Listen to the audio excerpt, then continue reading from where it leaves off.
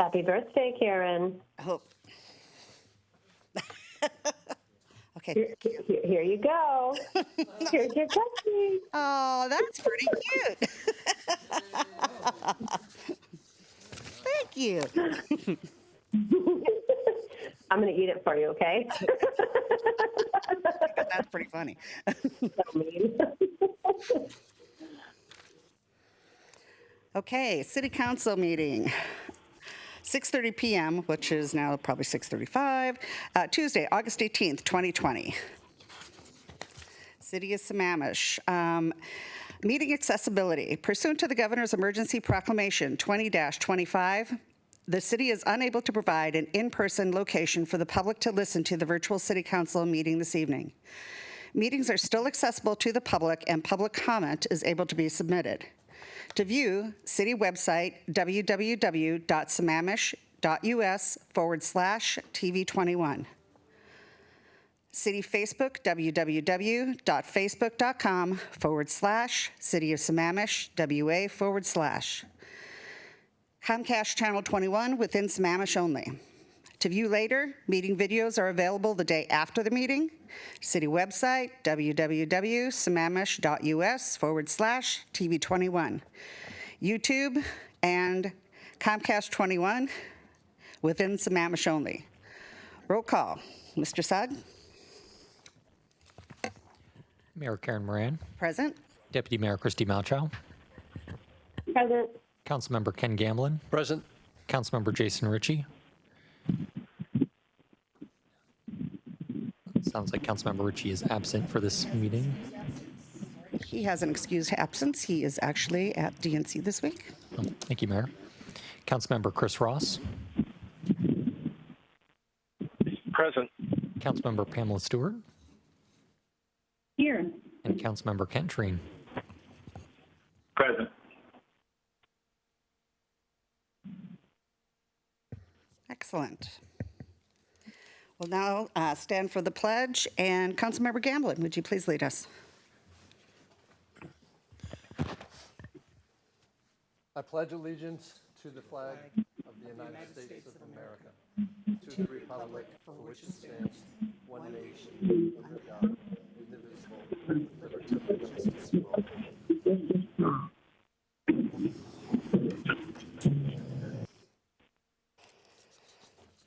Approval of the agenda. So moved. Second. I have a first and a second. Any discussion? Hearing none. Discussion. Discussion. Did I hear a discussion? Yes. Discussion, please. Okay, Councilmember Treen.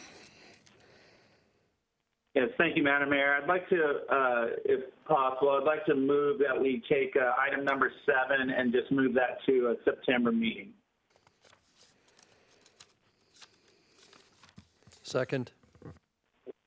Okay, we have a first and a second to move item number 7 to, do you want the first meeting in September, to be specific? Yes, please. Okay. So the motion is on the floor with a second. Would you like to speak to that, please? Yeah, right now I think we don't have a clear consensus among the council right now as to what we'd like this letter to say, and instead of sitting at the dais and trying to rewrite the letter, it'd be nice if staff could bring it back. There's definitely some issues that I'm concerned about that are not addressed in the letter, and so with those and other issues, it might be better for us to move it to the first week in September. Okay, comments, council? And please use the chat box so I can, or hands so I can see, or both. I'm there. I'm in the chat. All right, hang on, because I'm trying to see here. Okay, I'm the only one in the chat box, so okay. Deputy Mayor. thank you. So I would appreciate understanding from staff the implications of waiting on this. to September. I don't know what the City of Issaquah's timeline looks like, nor the Issaquah School District's timeline for application. And so my concern in tabling this till September is that it still requires a council discussion about what that letter may or may not have in it. And so if there's bandwidth and we have staff on the line who are prepared to speak to it, I guess I would prefer speaking to it this evening rather than tabling. It's not I don't think it's an off the dais conversation, I guess is where I'm going with it. And I don't know what waiting till September looks like as far as implications to us. And I think we'd rather have our voices heard sooner than later. Do we have David Pyle? David Pyle, are you online? Mayor Moran, I am here. Oh, okay, well, I'm sorry to interrupt your vacation, but we're very grateful that you're here. Could you perhaps answer Deputy Mayor's question? Sure, not a problem. And for the record, been working all day, so I decided to take one day out of the vacation and get a lot of stuff done. We're really grateful for that. So here I am, and from our perspective, there are several opportunities to provide comment on this project. It depends whether the council is taking an approach of providing feedback to the City of Issaquah and to the school district that this is not an appropriate site for the project. That's one end of the spectrum of things that the council could comment on. The other end of the spectrum is we could provide some feedback to the school district regarding the appropriateness of the preliminary design that we've seen. And that is more of the approach that we've taken here, is that the rezone has gone through. I believe there is an appeal pending in front of the Growth Management Hearings Board at this point regarding the rezone itself. And that is between the City of Issaquah, an appellant group, and the Growth Management Hearings Board. The City of Sammamish is not involved in that. If you recall, at a meeting in January, the council had opportunity to provide feedback to staff as to whether you wanted to take a position on the rezoning of the property. The council at that point in time elected not to take a position. There was no letter forwarded to the City of Issaquah regarding the rezone at that time.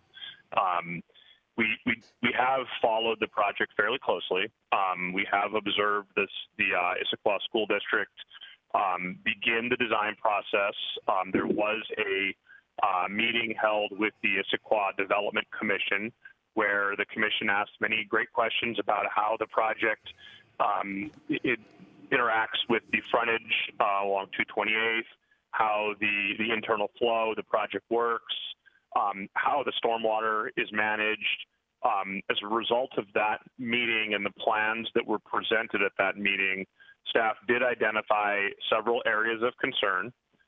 Because the plans are still preliminary, we did not find it necessary to dig into the details of how many trees will be removed, how many yards of material will be moved, et cetera. Instead, we wanted to focus on providing feedback and registering our concerns with the Issaquah School District and the City of Issaquah regarding the appropriateness of the design for the site. And we opted to take an approach of supporting the school district in the complexity of siting a school, but at the same time cautioning them that we did have some very serious concerns about the site and about the impacts that this would have on the City of Sammamish and how it fits into this gateway to the city and how it fits into the landscape where it sits with regard to stormwater, et cetera. So that was the approach we took. The reason why, from our perspective, and I do understand what Councilmember Treen is raising, and I do understand that there are many interests here at play. The reason why we felt it was more important to send the letter sooner than later was that as the school district matures its design, like any other development applicant, it becomes more entrenched in its design and is less likely to be willing to change its design at a later date. So by registering concerns early, we are able to help form that design in a way that informs the district so they can avoid some of the downfalls that they may not be seeing right now as they are looking at their design and the different considerations they have to make in such a large, complex project.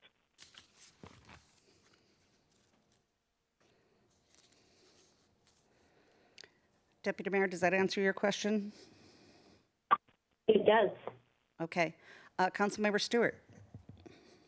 Well, I was just going to say, it sounds like we're discussing it, so I feel like we should keep it on the agenda. But right now, the discussion's really just about whether we should discuss it, and it sounds like there's a lot to discuss, so. Okay, so we still have a motion on the floor. So it sounds like there's going to be a discussion whether or not the letter would be written and sent. Could you restate your motion, please, Councilmember? Want to move item number 7 to the first week of September. In its entirety of discussion and all, or of just in the writing of the Yep. letter? Correct. The whole thing. Just move the whole agenda item to the first week of September. Okay, and we've got a couple more. We've got another question from our city manager.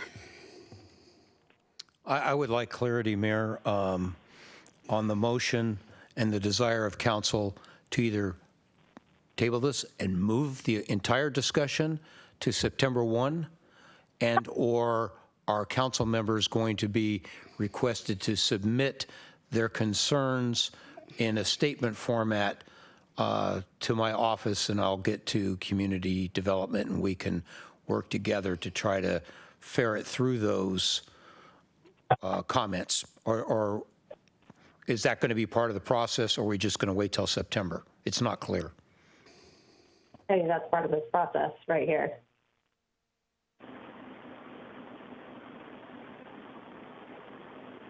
Councilmember I Stewart? think if we have a discussion, council's going to give direction tonight as to whether or not we're going to pen this letter or give feedback for staff to go back and rework this letter. The question right now, and what's the motion on the floor, is whether or not we're tabling this. Yeah. Well, I think I have the floor, which is, I would agree that I think we need to discuss it, and I think when we get to agenda item number 7, we can decide not to send the letter if we don't feel like we're ready. But it sounds like there's a lot to unpack here and that we need to have a discussion. No question. Okay, Councilmember Gamblin? Yeah, disregard that, thank you. Okay. All right, well, we do have to address the motion on the floor. So is there any more discussion? Okay, then I'm going to call for the question then here, and I'm going to just call out names. Councilmember Treen, Aye. Councilmember Stewart, Nay. Councilmember Ross, Nay. Councilmember Gamblin, Aye. Councilmember Melchow, Nay. and Councilmember Moran, aye. Oh, it's a tie? But we Failed. motion fails. You have a fail. You have a tie. The motion. Oh, it's staying on the agenda.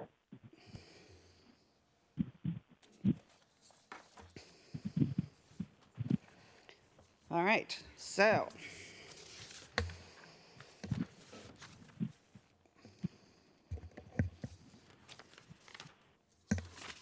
All right, we still have not approved the consent calendar, or approved, I'm sorry, the agenda. Is there any other discussion on the agenda? Hearing none. All in favor, say aye. Aye. Aye. Aye. Opposed? Nay. That would be 6-1. 5-1. Oh, 5-1, sorry, 5-1, Mr. Treen, Councilmember Treen.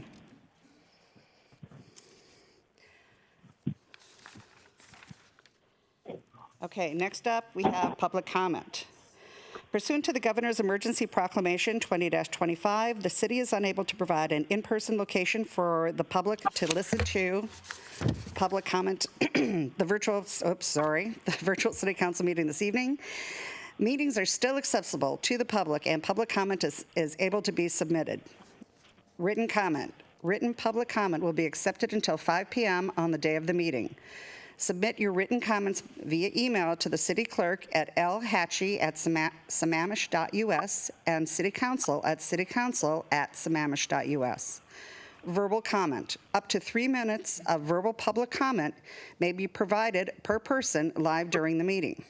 Call the following number and input the access code when prompted by 6:30 p.m. the day of the meeting. The phone number 1-571-317-3122 and access code 929-348-197. Once you have joined, you will be placed on mute. The meeting operator will unmute you when it is your turn to comment. You will hear an automated voice say unmuted when that occurs, and the operator will ask you to begin your comment. Mr. Sugg, how many people do we have waiting to speak? Madam Mayor, we have 7 callers this evening for public comment. Excellent. All right, and I will just do my brief introduction here. So we have 7 people who have called in tonight to provide public comment. I will unmute the callers in the order in which they join the meeting. As the mayor mentioned, when it is your turn, you will hear an automated voice say unmuted, and you will have 3 minutes to provide comment. Please start your comment by stating your name and the city you live in for the record. And I will now go ahead and unmute our first caller. Caller number 1, you have 3 minutes. Thank you so much. Good evening, you all. My name is Dick Graham, and I live in the city of Sammamish, have since its inception. And I know a few of you from some activities that I've been involved in the city prior to this time, things like Habitat for Humanity and Eastside Domestic Violence Program, which is now LifeWire, and Tent City 4. I did write you a brief comment on Tent City 4 today, and in fact, I sent you 2 by mistake, so hopefully you just threw one in the wastebasket. But I know you'll be discussing a possible extension of Tent City 4 at Mary Queen of Peace later tonight. My comment that I sent, and if you've read it, you see that it involved a near-term consideration of a move of Tent City 4 because they'll be required to leave Mary Queen of Peace in the near future, I think next month in September. And we've looked at Faith Church as a possible additional site. I'm co-chair of our missions team at Faith Church. And so I know we're not going to discuss that tonight, at least I don't think we are. If we are, I'll stay on this to talk about that. I just wanted to take a moment to introduce myself tonight and then tell you that I look forward to a discussion of my written comments in the near future. So if there are any questions, I'd be glad to answer those. Otherwise, I'll pass the ball to the next speaker.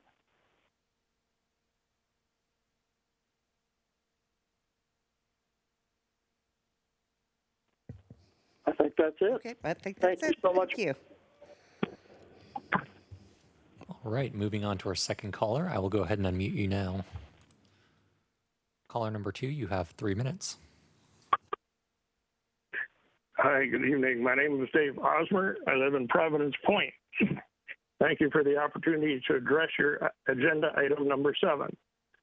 The planned Issaquah School District project your proposed letter addresses is deeply flawed in many respects.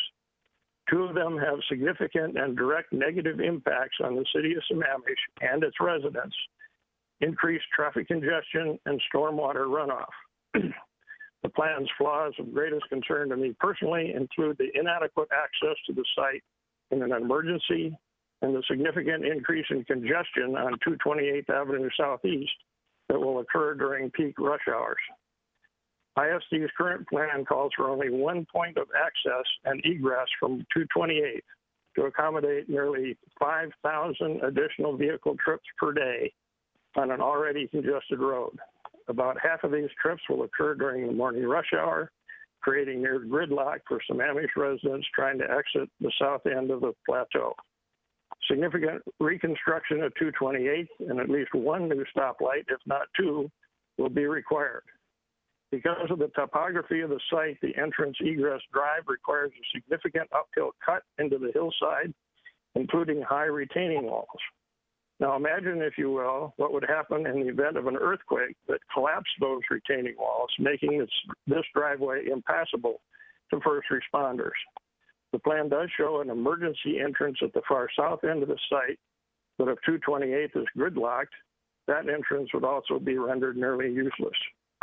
Furthermore, Providence Point Drive Southeast, which serves as the north entrance to Providence Point and to the Marionwood and Bellwood senior facilities, is only slightly north of the school site's proposed entrance. Backed up southbound traffic on 228 from the new stoplight required, and probably another one at Southeast 40th as well, will easily block Providence Point Drive. Evidence indicates that Eastside Fire and Rescue makes an average of nearly one emergency trip per day to those combined facilities from the fire station behind Pine Lake Middle School. Delay in emergency access to these facilities due to gridlock on 228 could literally cause loss of life. For these and many other reasons, I strongly urge you not to endorse this or support this project without significantly more design details demonstrating resolution of these and other issues directly impacting your city being made available for your review. Thank you very much. Thank you. Okay, we will move to our next caller. Caller number 3, you have 3 minutes. Hello, Council. This is Jan Bird. I live at 3310 221st Avenue Southeast. I've recently learned that last year the city has collected initially at least $300,000 from tree cutting fines, and by now I imagine it's probably higher. But I'm surprised to find these fines just go to the general fund and get spent. You know, the whole purpose for fining folks should be enforcement of the code, with the proceeds going towards forestry restoration in the city.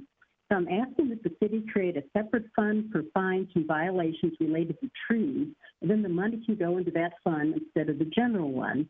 This would give some money to help plant understory vegetation and trees in appropriate places in our city. You can call it Seeds for Trees. This is not taking any money away, but gives a place and funding where these fines from tree removals could be used to rehabilitate or mediate places in our city. And I think one of the best ways we could utilize that money for urban forestry restoration would be to have a contract with Forterra for the Green Cities program.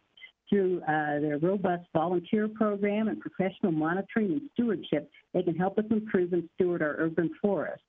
Currently, there are 14 cities, including Seattle, Kirkland, Issaquah, Redmond, Snoqualmie, and one county that are involved with the Green Cities program. The process of forming a new green city with Forterra involves initial assessment of current conditions of the city's forested parks and natural areas. Since we already have started with baby trees, I think we can have Forterra pick up where Davy left off. With this information, they work with the city to develop and implement a 20-year strategic plan with forest assessment results, cost estimates, volunteer projections, strategic benchmarks to achieve restoration goals over a set timeline. Forterra support also includes developing a community-based volunteer stewardship program to support restoration efforts across the city. In addition, they facilitate connections across the other partnerships to the Green Cities Network, so it gives a venue for resource sharing, idea creation, consistency, and regional restoration efforts. And in case you didn't already know, Forterra owns and stewards Hazel Wolf Wetlands, which abuts to our Beaver Lake Preserve, which then connects to Soaring Eagle, one of the few wildlife corridors left in the city. I also know they have funded restoration work downstream from Wally Ferreira's fish culverts. So many of you ran on the platform of saving trees. Here's a way to make it happen and get the entire community involved in a positive project. And on another subject, my other concern in the park's operational budget is to be sure we include adequate funding to ensure the restoration of the trail system at Evans Creek. Half of the trail system is off limits now due to a winter landslide. Last I heard, a geotech engineer has looked at it twice, and the city's planning on maintenance work to minimize the slide potential. And they're also working on the trail from the Sahali end, which has sustained significant erosion. Most of this is probably being taken care of with the current budget, but due to the soil involved, it's likely to need ongoing maintenance, and money should be allocated to take care of it. It's one of the city's crown jewels. Thank you. Thank you. Madam Mayor, can I comment? Well, we don't usually comment back to public comment. No, but there is an opportunity embedded in our council rules to respond to to public comment. So I just wanted to say one really quick thing, and that is that we do have restoration. When there are fines imposed for the removal of trees, there is a restoration included too. So while the fines go to the general fund, they are required to do restoration. So it's not like we just take a fine and call it good. They are required to do restoration as well. That's true. That's a good point. Thank you. All right, moving along to our next caller. Caller number 4, you have 3 minutes.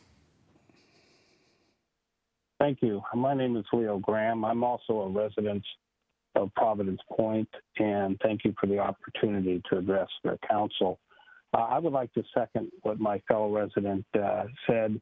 The concern here is the incredible increase in traffic that will be caused by the development of 2 schools on this relatively small site. The single entrance is going to be a very difficult source of problems for the Providence Point residents, but also for the residents of Sammamish. As you know, 43 and 228 are highly congested during commute hours now. We believe this development will exacerbate that substantially. I request that you strongly consider not endorsing or approving the ISD project until all the information concerning that project is received and reviewed. The applications are not yet before the Issaquah Planning Department and City Council for approval of the master site plan and development plan. And waiting until all that information is in and reviewed and the environmental and traffic studies are complete, I believe is essential before you endorse or approve, even by a letter format, this project. The safety issues are of immediate concern to Providence Point. It's a senior residence, 55 and over, been here for 35 plus years, and the need to be able to get smooth and unabated access to 228 and 43 in an emergency situation is very important to the community, and I'm sure it will also be very important for the schools. Elementary school and high schools do suffer from emergency situations, and that consideration should be taken into account along with the gridlock that will be caused during the commute hours with 2 schools, a sports stadium, inadequate parking, and all of the congestion caused in that there's no pedestrian or bike ways to get to the school. And there's no students that live anywhere near the school for all practical purposes. It's surrounded by senior facilities and then 228 and 43. Thank you for your consideration. Any questions? Can I confirm, well, we can't confirm the last caller, but this caller, do you live in Issaquah? I live in Issaquah. I live in Providence Point, and it borders on Sammamish. Great, yes. Thank you. All right, moving along to our next caller. Caller number 5, you have 3 minutes. Hi, my name is Rich Shively. I'm the Pastoral Assistant for Administration at Mary Queen of Peace. And I wanted to, first of all, thank the Council for your support and willingness to extend the permit for Tent City 4 over the last few months as the challenges of the current coronavirus crisis have made it very difficult for them to find a new site. So I really appreciate your willingness to work with us and to extend that permit. As you heard from Dick Graham from Faith United Methodist, a plan is emerging for Tent City 4 to relocate, and they're willing to host.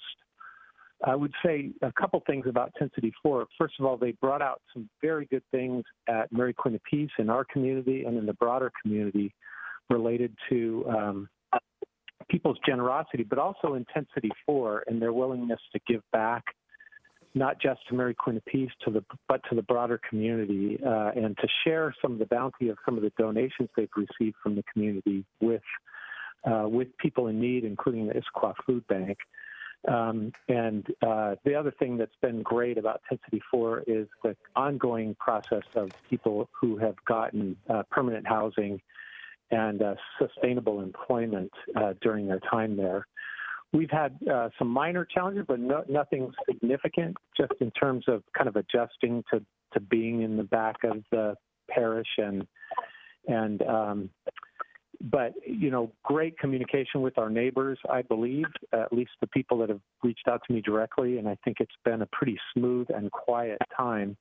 We're encouraged by Faith United Methodist plan to host in the future, and again, just really grateful for the council's willingness to extend the permit. And while, you know, I think we had envisioned a process that would involve us replacing our skylight, that has been postponed in a way that allows for, if the council would approve an extension, to develop the next siding and to keep the folks at 1054 safe and in a good place. So thank you. Thank you. All right, moving on to our next caller. Caller number 6, you have 3 minutes. Hi, my name's Mary Wichter, and I've lived in Sammamish for 20 years. I have three topics of comment tonight related to budgets. First of all, I wanted to thank Council for extending your last meeting to allow David Pyle, who's the Director of Community Development, to present the Development Regulations Phase 2 and approve that budget. The concepts of that contract will incorporate and are essential for the city to do and review as it's slated, especially while the moratorium is currently in effect, which prevents new permit applications from vesting to existing and old code at this time. The work outlined is vitally important and for better success and outcomes for any size development in the city. Also, the use of a citizen advisory committee plus a model of continuous feedback between City Council and Planning Commission seems very sound. Hopefully, these will encourage feedback, transparency, effectiveness, and achieve overall success. So I thank you again for your full support and approval last week. My second topic is on stormwater CIPs. There's an SW- from last meeting on page 159. I appreciated the discussions and the thoughtful comments about solving storm drainage issues in the Zachary Basin Plan.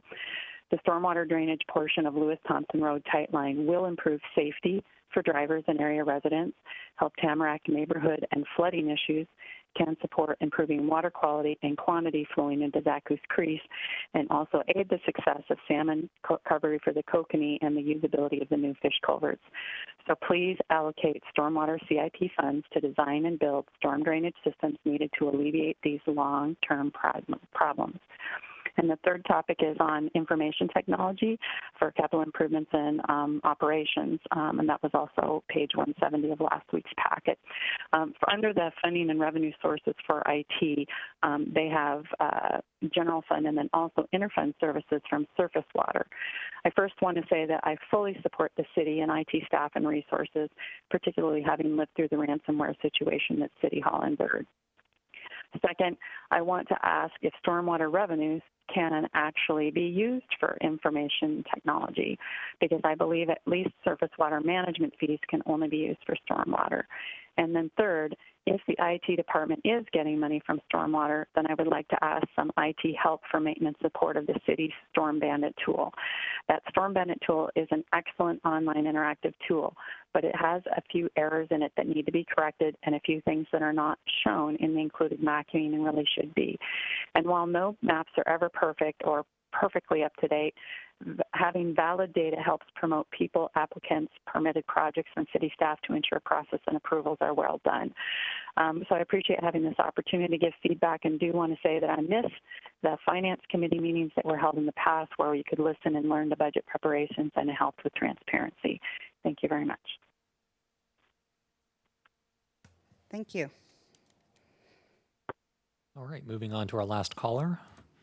Caller number 7, you have 3 minutes. Thank you so much. Good afternoon to the council. My name is Stephanie Valea, and I am a 13-year-old resident of Sammamish, Washington. Every day, I see a displaced deer wandering aimlessly through the neighborhood with no other place to go. This is the effect of habitat fragmentation, and right now, it is becoming more important than ever that we implement effective wildlife corridors in our state. Wildlife corridors connect wild territories and are designed to keep animals out of danger from busy roads and other areas where they can stumble upon potentially dangerous human-made places. Without these corridors, animals won't be able to circulate safely throughout Sammamish and can become isolated.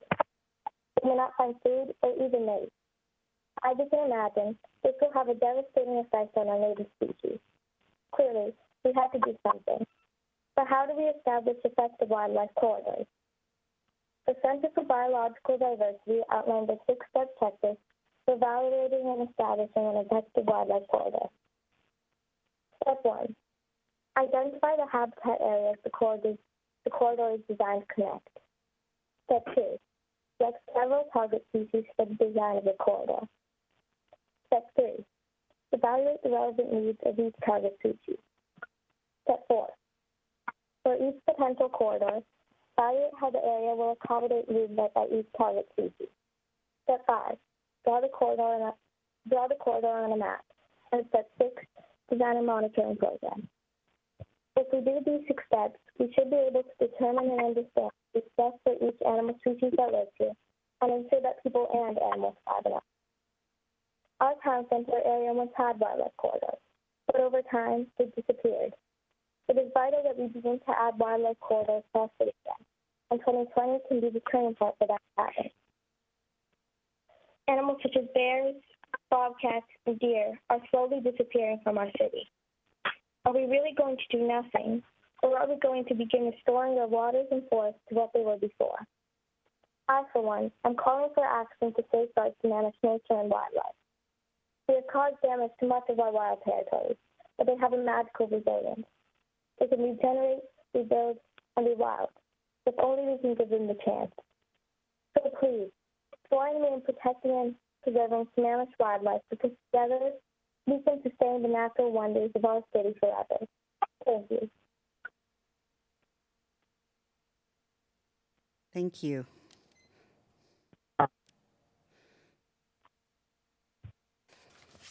That is all the comment for this evening. Thank you, Mr. Sugg.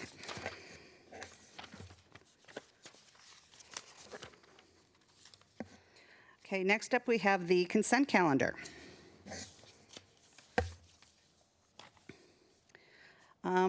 Do we have a motion to approve the consent calendar? So moved. Second. Any discussion? Hearing none. All those in favor say aye. Aye. Aye. Opposed? Excellent. That would be 6 0. 5. I get my numbers all confused tonight. Okay, so next up is our presentations and proclamations. We have 2 this evening. I have got Councilmember Gamblin is going to read one for us, and the second one, perhaps Councilmember Stewart, you would like to read maybe the International Overdose Awareness. It was in your packet. If you could maybe read through that as Councilmember Gamblin is reading our first one to us. Thank you, Madam Mayor. Proclamation. Whereas behavioral health is an essential part of one's overall health and wellness, and whereas prevention of mental health, of mental and substance abuse disorders works, treatment is effective, and recovery is possible, and whereas recovery is a process, and that people recover in our local area and around the nation, and whereas preventing and overcoming mental and substance abuse disorders is essential to achieving healthy lifestyles, both physically and emotionally. And whereas an estimated 400,000 people in King County are affected by these conditions. And whereas we must encourage relatives and friends of people with mental and/or substance use disorders to implement preventive measures, recognize the signs of a problem, and guide those in need to appropriate treatment and recovery support services. And whereas we recognize 4 dimensions of recovery from mental health and substance use disorders: health, home, purpose, and community.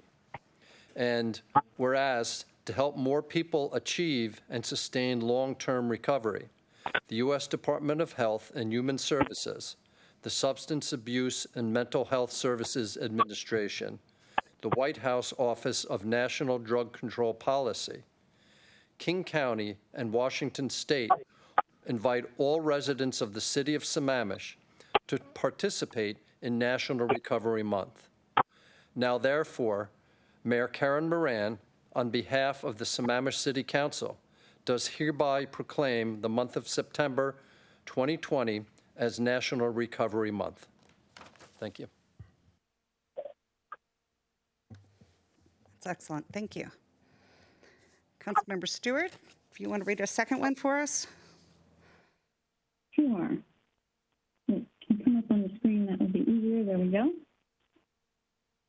Whereas North America continues to experience the highest drug-related mortality rate in the world, accounting for 1 in 4 drug-related deaths globally. And whereas we recognize the purpose of International Overdose Awareness Day as remembering loved ones lost to overdose and ending the stigma of drug-related deaths. And whereas International Overdose Awareness Day spreads the message that overdose death is preventable. And whereas we resolve to play our part in reducing the toll of overdose in our community, which claimed the lives of more than 400 King County residents in 2018, together with countless more affected forever. And whereas the city of Sammamish does affirm and acknowledge the harm and hardship caused by drug overdose, and whereas we affirm that the people affected by overdose are our sons and daughters, our mothers and fathers, our brothers and sisters, and deserving of our love, compassion, and support. Now, therefore, be it resolved that Mayor Karen Moran, on behalf of the Sammamish City Council, declares August 31st, 2020, to be International Overdose Awareness Day in the city of Sammamish. Excellent. Thank you.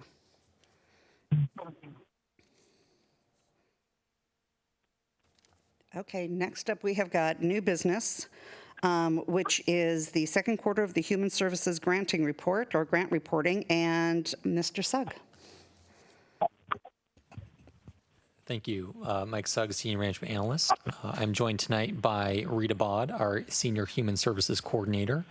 And during a council meeting last month, staff conveyed that city-funded nonprofits would be submitting second quarter grant reporting during the latter part of July. The hope was that this data would be able to provide a better picture of the pandemic's impacts on service delivery. Council requested staff return in August to present the findings for further discussion. A summary of the reporting that was submitted by the 47 city-funded programs is included in your agenda bill this evening. They have been grouped very generally into programs that saw an increase in service delivery, those that saw a decrease, and those that saw smaller changes or were not able to be determined for a variety of reasons. It's important to note that there are a number of reasons why an organization may have reported higher or lower numbers in quarter two, some of which may have been unrelated to COVID. There's some discussion about this under the caveat section of the agenda bill. As expected, there were a handful of our basic needs providers that reported increases, including our food banks and rental assistance agencies in particular. Both DV providers we fund saw an increase in some service units, as well as a couple of our mental wellness providers. Narratives are included in the agenda bill for some of these organizations, expanding on how their services changed in the second quarter. We won't go through each of these individually since you've all read the information in your agenda bill.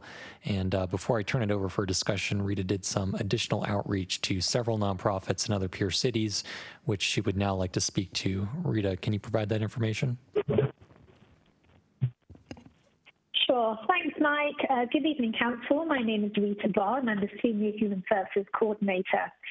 So as well as collecting and analysing quarter two reporting, we also looked at survey data provided by over 60 nonprofits about the financial impact of COVID And also we had many one-on-one connections and conversations with agencies to better understand their needs. So the major themes that we saw were 67% of agencies reported significant loss of revenue due to cancelled fundraising events. These events were often the primary fundraising opportunities for these agencies. We also saw money was needed for physical space modifications, as evidenced by the many homeless shelter providers. This led to increased staffing and operational costs. They reported overtime and hazard pay. Extra money was needed for cleaning supplies. And finally, the need to go virtual has meant significant purchases of hardware and software. So everything from laptops, cell phones, and Zoom subscriptions. So this is a very high-level overview we've provided, and we're happy to answer any questions you may have.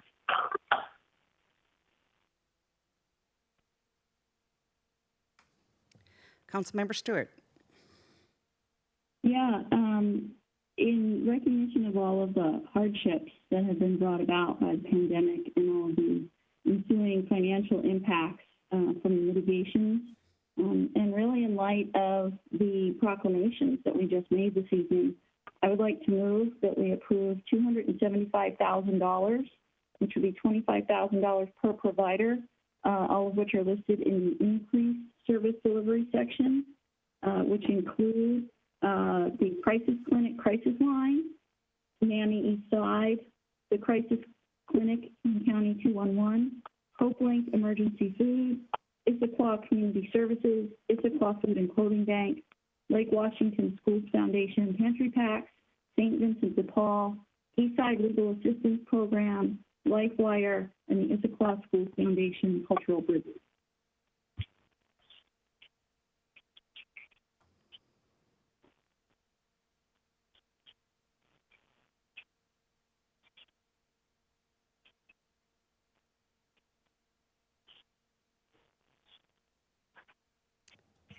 Okay, I'm not hearing a second on that. Okay, so let's go further discussion. Well, I guess I'm concerned that there are many organizations, as we just heard, that have loss of revenue, increased expenses, and are providing additional services. There are people who are hurting, and it does not look like this is going to let up anytime soon. And if we don't make sure that people have their basic safety nets in place, it's going to be really bad. And I'd like to point out one line from our staff, which I think is really important for everyone in our community to know. The city does not fund all of the organizations that provide services to our community. So while there may be, it looks like we provide a lot per capita. We provide a much lower amount than all of our neighboring cities. We don't provide any direct services, so it all comes from these grants to these providers. And I just think that given that we still haven't spent the majority or even half of the $1.9 million CARES Act funding that the city is eligible to receive, that we could provide these grants and be reimbursed for it. It wouldn't cost our citizens anything. I just don't understand why our council is reticent to help these organizations help the people who are suffering so dearly right now. Okay, I think the way I'm going to do this, I'm going to continue this into a round robin so that we don't end up with everybody shooting answers around. Before I continue on, I'm going to ask that our city manager speak. Perhaps he can give us an update on where we are at exactly with the dollars that are spent, the dollars that are left, the dollars that we were looking at trying to save for what I think is anticipated being a very long winter. And so maybe you can give us some input into that. Thank you, Mayor, members of council. While I don't have at my fingertips a running total of how much money we've spent to date and our allocations, I can tell you that we have been closely studying the CARES Act and talking with our partners at Eastside Fire and Rescue about the ability to submit for reimbursement off monies that we have spent to date on our EMS operations, as those clearly qualify under Treasury guidelines, and we have further reached out to the Department of Commerce and to the State Auditor's Office for support in that regard. Whereas the State Auditor's Office won't comment, they point us to the Department of Commerce, and a response back from the Department of Commerce is that they said by the criteria laid out from the U.S. Treasury Department that it looks like our request was well justified. So we met with them today virtually with the chief, and we are going to, and so when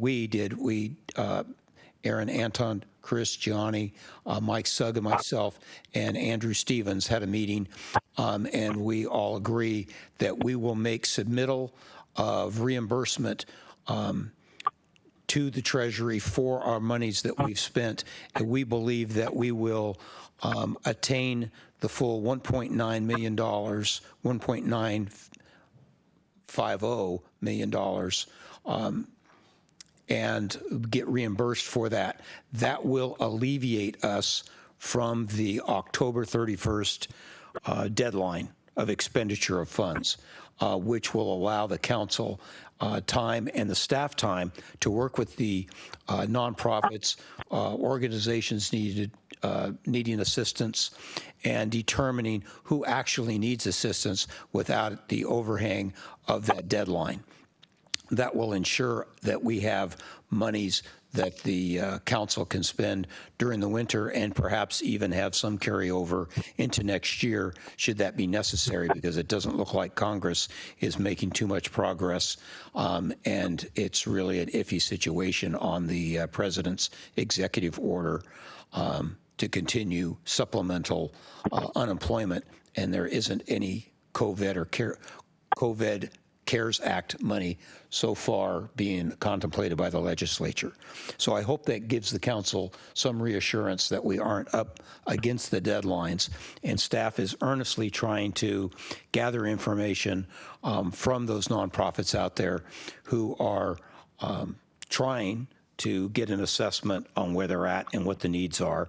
But that's a little slow to filter in, and though we think we need to react to hard requests, that will allow the council to do that. I hope that answers your question. Okay, with that, I'm going to start a round robin.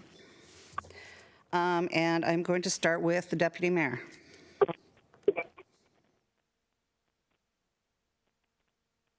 Sorry, I had to unmute myself there.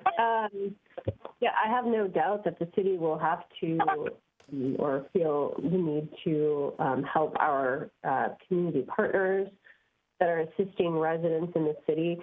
However, a better educated number for some of these organizations, I think, would be helpful. And because we don't know how long this is going to go on for, being mindful of our spending, and I think the city manager has kind of given us some additional information to contemplate as well, is important.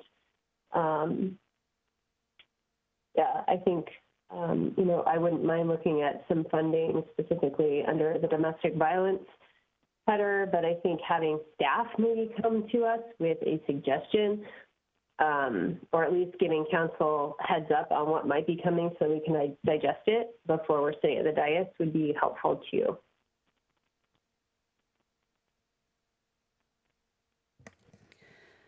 Okay, next I have Councilmember Gamblin.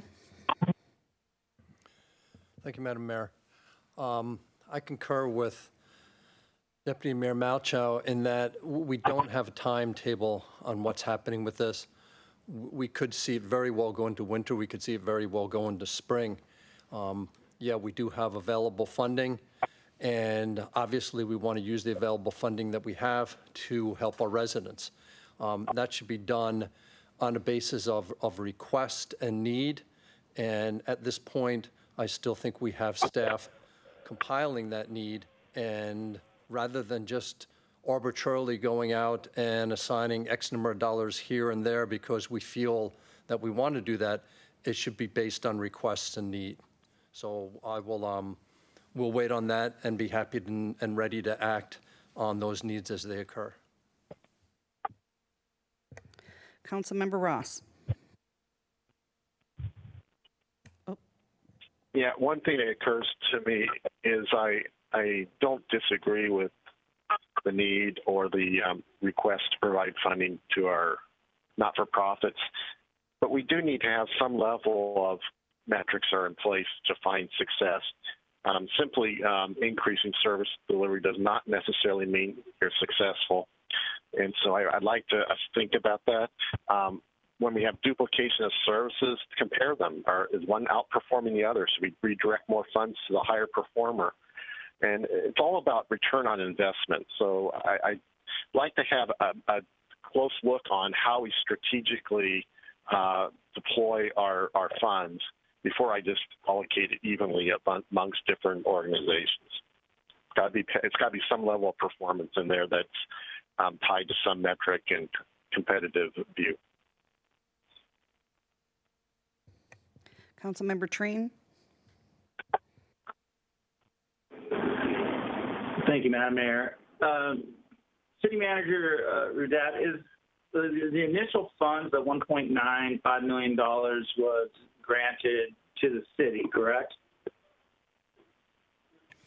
The amount was identified, yes, it was granted to the city for reimbursement. We need to expend the funds and then turn it in. We've been tracking the funds, but if we are able to do this full reimbursement, it makes it much, much simpler for us to meet the requirements of the Treasury's single audit requirements. And then the documentation we'll keep for everything else, but it'll just be in the file and we won't have to go through that process. But it will free up those dollars to continue to be spent. And finance will help us earmark those monies once they get reimbursed. So then we'll have a balance for the council to continue to grant money via the business loans or for nonprofit assistance. Well, how about for the city expenses? So right now we're doing virtual meetings. So, I mean, I was under the impression that this money was also for operating costs or us expenses towards COVID, and we're not even returned back to business as normal. Are we able to use these funds in the future to bring us back, have staff coming back? The extra cost it's going to take to actually return to what we would consider a new normal? Yes, we are in fact doing that. We spent several $100,000 doing that. So we've made those expenditures to assist. We've made those expenditures to help us cope with COVID. So they're COVID related. We're documenting all of that as we should, but as far as processing all of that paperwork to meet the Treasury requirements of a single audit, we won't need to do that because we will be able to get the reimbursement on the full $1.950 million from the feds. Then we will deduct from that reimbursement what we've already spent, and the council will then have a balance of what will now be qualified general fund monies, because that's what you spend on fire services, and those surplus fire funds will be available for the council to utilize if that's what they desire. And as far as like if someone were to get sick of COVID that's on staff and then use that program we allotted, that would be a COVID expense, and so we could be reimbursed for that from the CARES Act money? Well, is that correct? If we do this reimbursement, then the dollars will be like surplus fire funds that would go back to the general fund, and we would earmark for those expenses. We would not submit again for reimbursement because we will have already submitted the one-time reimbursement. I guess my point is that these funds are for also the city to stay operational and to reimburse for the COVID expenses. So I get giving money away to services, but we also are we're governing, and we run a city. So just want to make sure that we're not just spending all of our money for services and not taking into account that the city still needs funds as well. Because this thing isn't going away anytime soon. Right. I had advised the council just in general terms of withholding $500,000 for the COVID-related isolation, sick leave reimbursement related to COVID, if and when those occurred, and then approximately $500,000 for technology equipment, personal protective equipment, and other expenditures that have been expended by the city, over and above that might which be, I'm getting tongue-tied, reimbursable under FEMA. So we're tracking all of that, and that would have left approximately $1 million to assist businesses, nonprofits. That was the original allocation that I and staff had kind of set up. And we've not exceeded that $1 million allocation.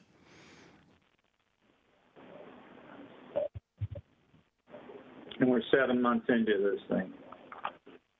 All right. Thank you. Thank you. Okay, then I also wanted to clarify. So out of that 1.9 million, does that also include things that the city needs to cover, such as, extra time for police if we're going to be sending them into parks that are closed, or the extra time that we're having to send them in for, don't be crawling around on the docks? Mayor, very good question. We discussed that today, and then I was reminded that those kind of expenses, based on the allocations and the identification set up by the Treasury, those would actually be an expense of the Sheriff's Department. And if we processed those things, while I've asked for them to be tracked, we would have to wait for the Sheriff's Department to do their accounting and reimburse us. We would have far exceeded our deadline. But as we track this, that is a COVID-related expense.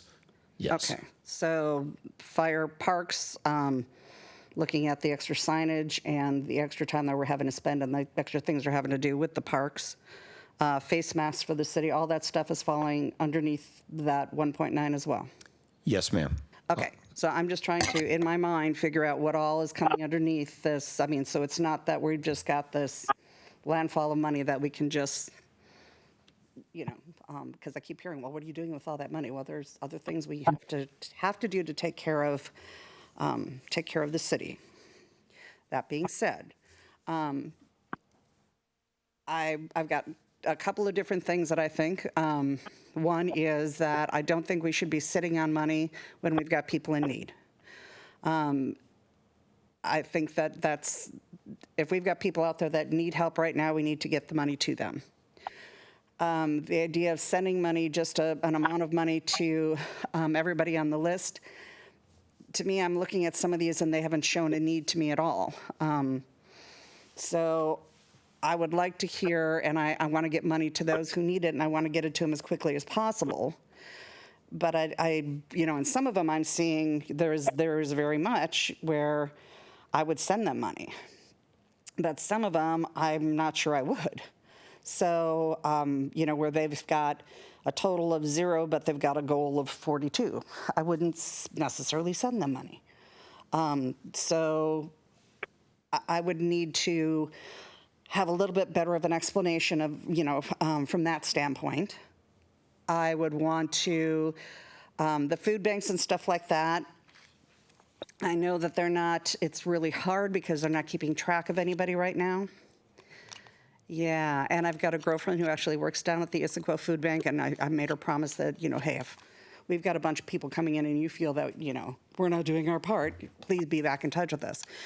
But And we've got the event coming up this weekend that I'm hoping everybody in Sammamish remembers to please participate in. But I want to make sure that we are doing our part and we are not sitting on money and we're helping people as soon as they need it. But I also want to make sure that we're not just willy-nilly handing out money because we have it. Mayor, we had discussed before about setting up a nonprofit program, assistance program, much like we did with the business assistance program, and we haven't kicked that off yet.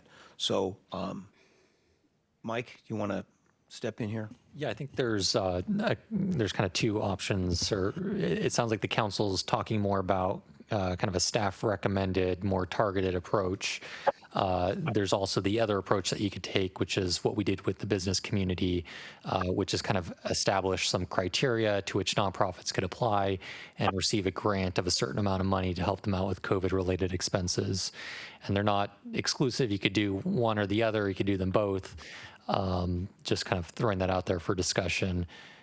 It would be possible to do something similar like we were doing for the business community. Okay, so before I finish on my, another round robin or go on to another round robin, I've got one question for you to maybe you can answer for us. Do you feel that the agencies that you have listed here, and Rita, I hope you're online too, because I want you to answer this as well. Do you feel that the agencies that you have listed here is a fair and good representation of what is used and needed within the city, or do you feel that there is holes in there that need to be filled? I think what we presented here in the agenda bill is just kind of a high-level look at it. It's just you're looking at the data purely. It's not necessarily what that organization might need. So if we were to do a more targeted funding approach that would come from a staff recommendation, we'd probably want to do a little bit more of a deep dive to talk with these organizations to say, you know, here's what you need, or what might you need, and how can we assist, and then bring that back. Based on the data that we presented here, I don't think it provides the level of information that council's probably wanting for that kind of a funding allocation. Okay, Rita, are you online that you could answer? And also, yes, I am, Moran. And also, I think it's just really important for us to understand that we are just showing Q2 data, what people had originally applied for funding, and that they have to legally provide us with reporting. That is in no way a definitive, portfolio of everything they do. Like, that's just a snapshot of what we are funding them for. So in some instances, we've seen organizations kind of redeploy and morph their service units, so they're not technically being paid for by us. So it's a very kind of deeper, nuanced picture as to, you know, yes, it's not the be-all and end-all of all human service providers, but it's a very good snapshot as to what's happening right now in Sammamish. Okay. All right. So I am going to start the next round robin, and Councilmember Stewart. Yeah, so I just want to provide a little bit of more information, and then I have a couple of questions. One, the city manager went through a high-level breakdown. He and I discussed this in some detail back in July. And while we have a fund for impacted employees, the odds of us needing to pay out the maximum to every single employee is pretty close to zero, right? So we don't really need to fund the full $500,000 that would cost if every single employee took the maximum amount of time off. We've had $130,000 in IT expenses. We've had other expenses for things like HEPA filters and wash stations and other issues, but all in all, it's only come to, including $250,000 for that employee fund, $500,000, which leaves $1.4 million of that CARES Act funding. I want to point out to the community that that funding was allocated to cities on a per capita basis. So we as Sammamish have received about twice as much money, for example, as Redmond or Issaquah, because we have more residents. So I think it's important when we talk about paying our fair share that we keep that in mind. I also want to point out that in the last time we had this discussion, I had proposed that we do a proportionate allocation based on the recommendations from our Human Services Committee in the past, and people weren't in favor of that. I am totally fine if we are going to ask staff to come back with recommendations. I just want to know when we're going to get around to it. People are hurting now. People are not working. People need food. People need rental assistance. People need assistance now. And yeah, it may last through the winter and it may last through the spring, but that doesn't mean that we shouldn't be helping people and we shouldn't be doing it now. So we still have, again, I just want to emphasize, $1.4 million in CARES Act funding that we can potentially be allocating. So even if we allocated a couple $100,000 today, we would still have quite a bit more for the winter and even potentially for the spring. And that's not taking any funds from the funding from the city. And one last thing I'd like to point out is, and again, I'm not sure that the community knows this, but we have had as a city an ending fund balance. Since 2016, we have earned over $4 million in interest on the taxpayer dollars that have been sitting in our ending fund balance. And so I'm just saying that, we should use that money wisely. I'm not saying spend it willy-nilly, but that is money that we have earned on taxpayer dollars. I'm not sure what crisis could be more important than spending it to help people who need help, not losing their place of residence and being able to feed their children. So my question is, if we're going to ask staff to go back and do this. So first, we've had this conversation now many times. All of our neighboring cities have allocated significantly more funding towards these services and towards rental assistance than we have, like orders of magnitude more. So my question is, when are we going to make this a priority, and what does it take? Because the last time we talked about it, we said we had to push it off until we could get this Q2 reporting, and once we have the Q2 reporting, we can make a decision. Well, now we have the Q2 reporting, and now we need other information. So what is it that this council is going to need to be able to get enough information to feel comfortable with spending some of these dollars that are meant to help people in their time of need? Mayor, you just asked me if we've received any contact, and I just conferred with Mike.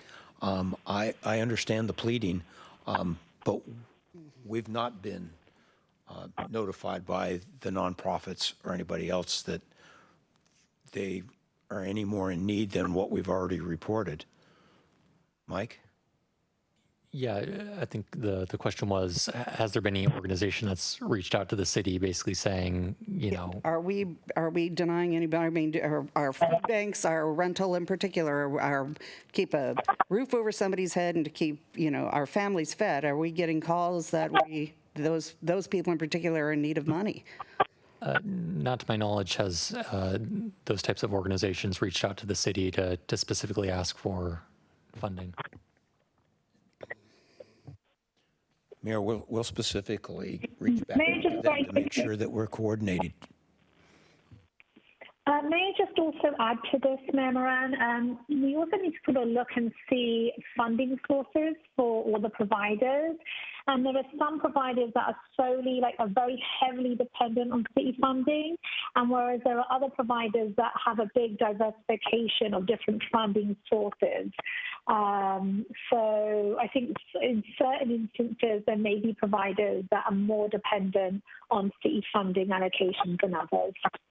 So I think what Rita's referring to there, not that it wasn't clear, was that, for example, a St. Vincent de Paul might be more heavily reliant on the city for their funding than, a bigger, like a Hope Link, which is a bigger organization with multiple locations.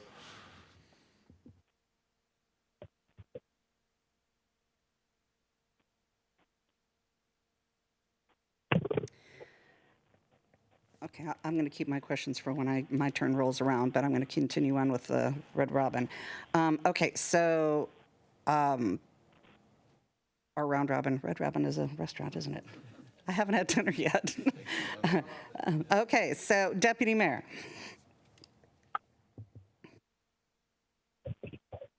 Thanks. I don't know if I really need airtime on a second round, but one thing just to note is that we actually have fewer residents than Redmond does, not more. So, and I think, it's unfair to consistently compare ourselves to other jurisdictions. We're all different. And while I understand that these dollars were allocated on a number of residents that we have, I think we're being strategic in the way that we allocate these funds, not knowing if the federal government is going to come around again with another allocation of funding. And some other jurisdictions, like Issaquah, for example, may not be in a position to assist, where the city of Sammamish may very well be in a position to assist. So I think, I'm not willing to throw out indiscriminate amounts. And when Councilmember Stewart, you asked for $25,000 for each of them, that sounds fairly indiscriminate. And what I'm asking for is for staff to come back to council after having conversations with these organizations and asking them what they do need. And then we can make educated decisions about what we give and over what time period we give it, so that, we can have some sustainability in our impact with these organizations that are assisting our residents. I do think it is noteworthy when the mayor asked, are people reaching out and saying, hey, our residents are not getting the assistance, food, rental assistance, whatever they need, and we're not hearing that. Now, I'm not saying that the need doesn't exist just because the city isn't hearing about it, but most certainly I would think some of these organizations that we're in touch with would. And I think what we're asking for is data, so that when we allocate these funds, which I think it's a good point to go through this exercise. The mayor had some good questions. We're paying out COVID funding for things that are other than just grants, whether they're for small businesses or for organizations. We're paying it for fire. We're paying it for overtime for police. We're paying it for a lot of the costs that the city is incurring, and we don't know how long it'll go. And the federal government is not an open checkbook. That is taxpayer funds too, and we cannot expect them to continually give cities, funding in perpetuity. I think we have to be mindful about how we're spending it, and I think we're taking a conservative nature with this while making sure that the needs are met. And I think what we're saying here is that we haven't heard that the needs are not being met, and we are putting ourselves in a better position over the long term to be able to assist with things like rental assistance, as opposed to just, throwing it all at an organization right now, not knowing if the need is there, because maybe it was more needed over in the domestic violence silo. So I think, recommendations from staff, having conversations with these organizations would be helpful in the council making good decisions with these funds. Because at the end of the day, they are taxpayer dollars, all of them. The $1.9 million, every cent of it, taxpayer money. So we need to be mindful of it. Councilmember Gamblin. Thank you. So I don't ever want to dispute the observation, Madam Mayor, that people are hurting. Clearly, there's a lot going on with this crisis. And we don't want to be heartless. We don't want to at all not help people who need help. All that I'm asking is that we look at, can we demonstrate need, and where is that need best needed to be serviced by the city? We have a list of, it's got to be 20 different nonprofits here. Which ones are in need now? Which ones might be in need in the future? When we have a demonstrable need, we should immediately allocate funding. It's funding that we have specifically to help people and to help our residents. But again, all we're asking for is to show demonstrable need, and then we will allocate funding when those requests are made. And whether that's the crisis line, whether it's Washington Schools Foundation Pantry Packs, Issaquah Community Services, St. Vincent de Paul, HopeLink, all of these are on our list. All I'm asking for is for staff to come back and say that these specific organizations have requested this specific amount. They are underfunded. More of our residents are requesting help, and they need help from these organizations. Obviously, send them the money. We're getting it from the federal government. We don't want to be holding these funds back, but we also don't want to take a big handful of dollars and throw them up in the air and say, everybody come around, everybody gets a piece. We need to do this in a way that makes sense based on demonstrable need. So let's work on that, get that ironed out, and then go ahead and send out the checks.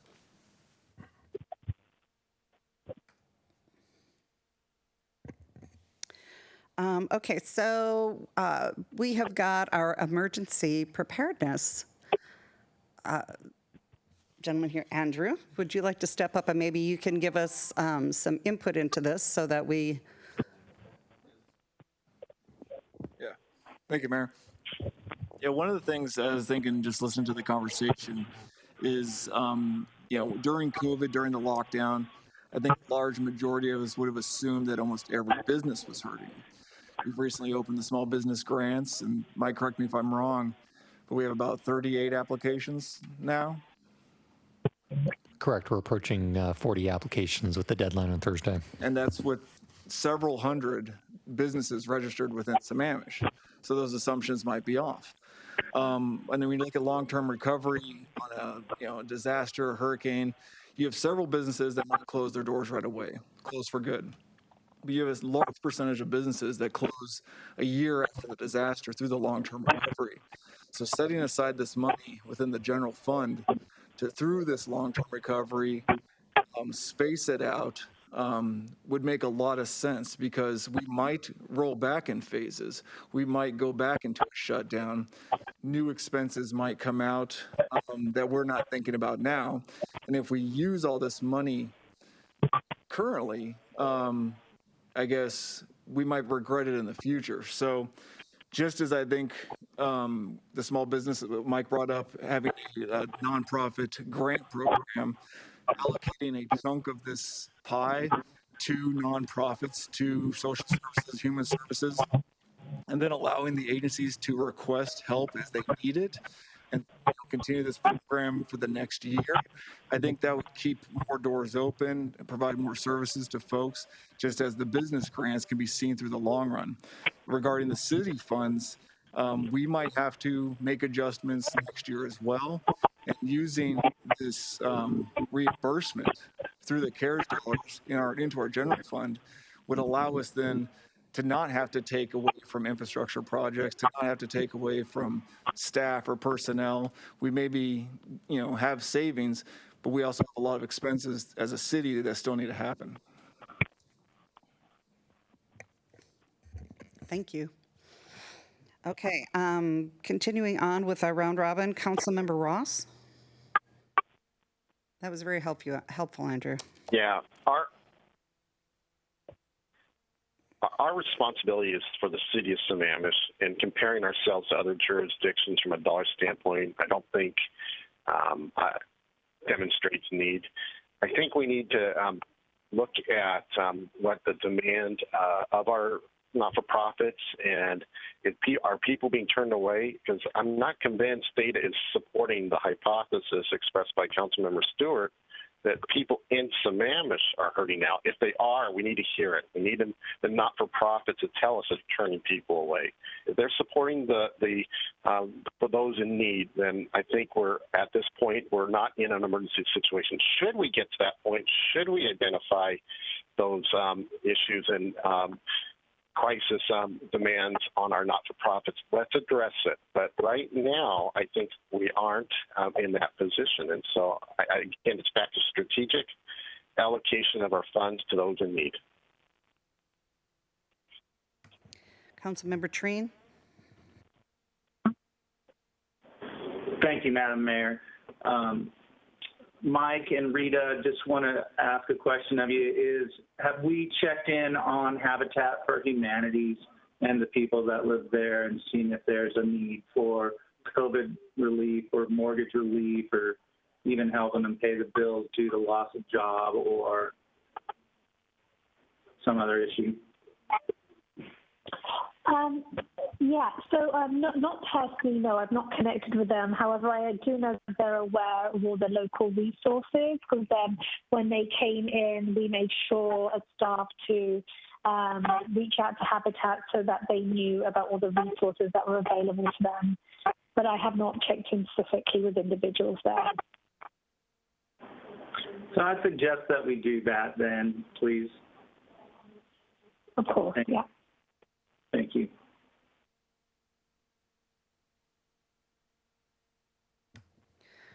Okay, well, I had a couple of questions for one. Before we start talking about any millions of dollars that have been made in interest or anything else, I want to point out that almost all the money that the city takes in is from our residents, because that's how the city works. Most of the money we take in is from our residents, from their property taxes and the monies that they pay going to our restaurants and our stores, and that's just how it works. That's the kind of community we have. That's the way it's set up. I do know we have people that are in need in our city. I have a tendency to agree we're a lucky community that we don't have a huge amount of people that are in poverty, but we do have people that are in need. We need to be addressing that need. I just don't know to where they, to what extent and where they are in the services that they're using, and that's where I need to fall on, the access that you have to the different people that you work with. And to rely on the information we get back from, Habitat, not Habitat, but from the food banks and, that sort of thing. And I want to make sure that if there's something that we can do, that if we end up where we decide to wait for information to come back, in September, that we also put something in place where if you hear from a food bank or someplace right now that says, in particular for some of our top needs of a roof over somebody's head or food in somebody's mouth or, counseling for somebody and they need money now, that, we allow for the city manager to get money to them immediately. I think that can easily be set up before, you would get back to us with information. So I just want to make sure that we don't leave citizens without something. Because I think that would be a terrible waste of the fact that we do have money available and we should be helping people with it as quickly as we can. So the questions that I have are more on trying to figure out, I think that we are in this for a long haul. And I don't want to... I don't want to be, spending money. I look at this list and I see probably 10 or 12 that I would spend money on that look like they're having services utilized and utilized well. And I would probably look to you to go, okay, go find out, go talk to these people first. Tell us what's going on. And it may turn out that it's more than that. It may turn out that it's less than that. I don't know that, but I'm not going to know that until you guys go out and talk to them. And so I guess I kind of fall in that category. I guess I'm there. I would like to know more in-depth information. And I would like to not wait until September knowing that somebody might be in need. So I would want to make sure that get support from the council that, if we found out something along the way that somebody needed something, that the city manager would have the ability to get them money right away.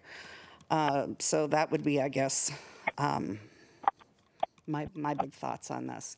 I'm going to do two things. One, I'm going to be turning this over to the deputy mayor. It is 8 o'clock, and I'm going to, too, be leaving the council early this evening. I am saying goodnight and turning this over to the deputy mayor, and I'm going to be leaving the rest of my thoughts on a couple of the other topics this evening with the city manager. Happy birthday, Karen. Thanks. Bye, guys.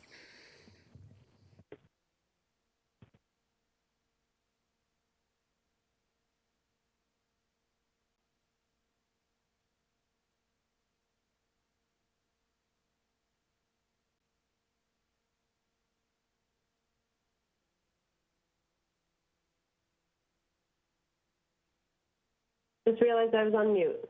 All right. So I'm assuming the mayor was had closed out that topic on item number 5. Is that everyone's assumption? Okay, I'm seeing head nods. All right, we're going to move to item number 6. It's discussion on the draft 2021-2022 operational budget overview. Mr. City Manager.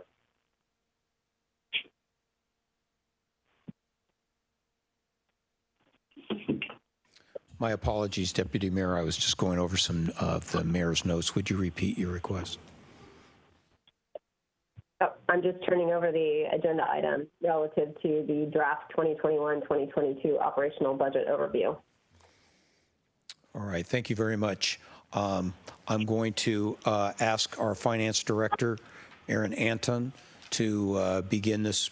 And as we go through his presentation, I'll make some comments at the appropriate time on what we've done to address expenditures in this process so far.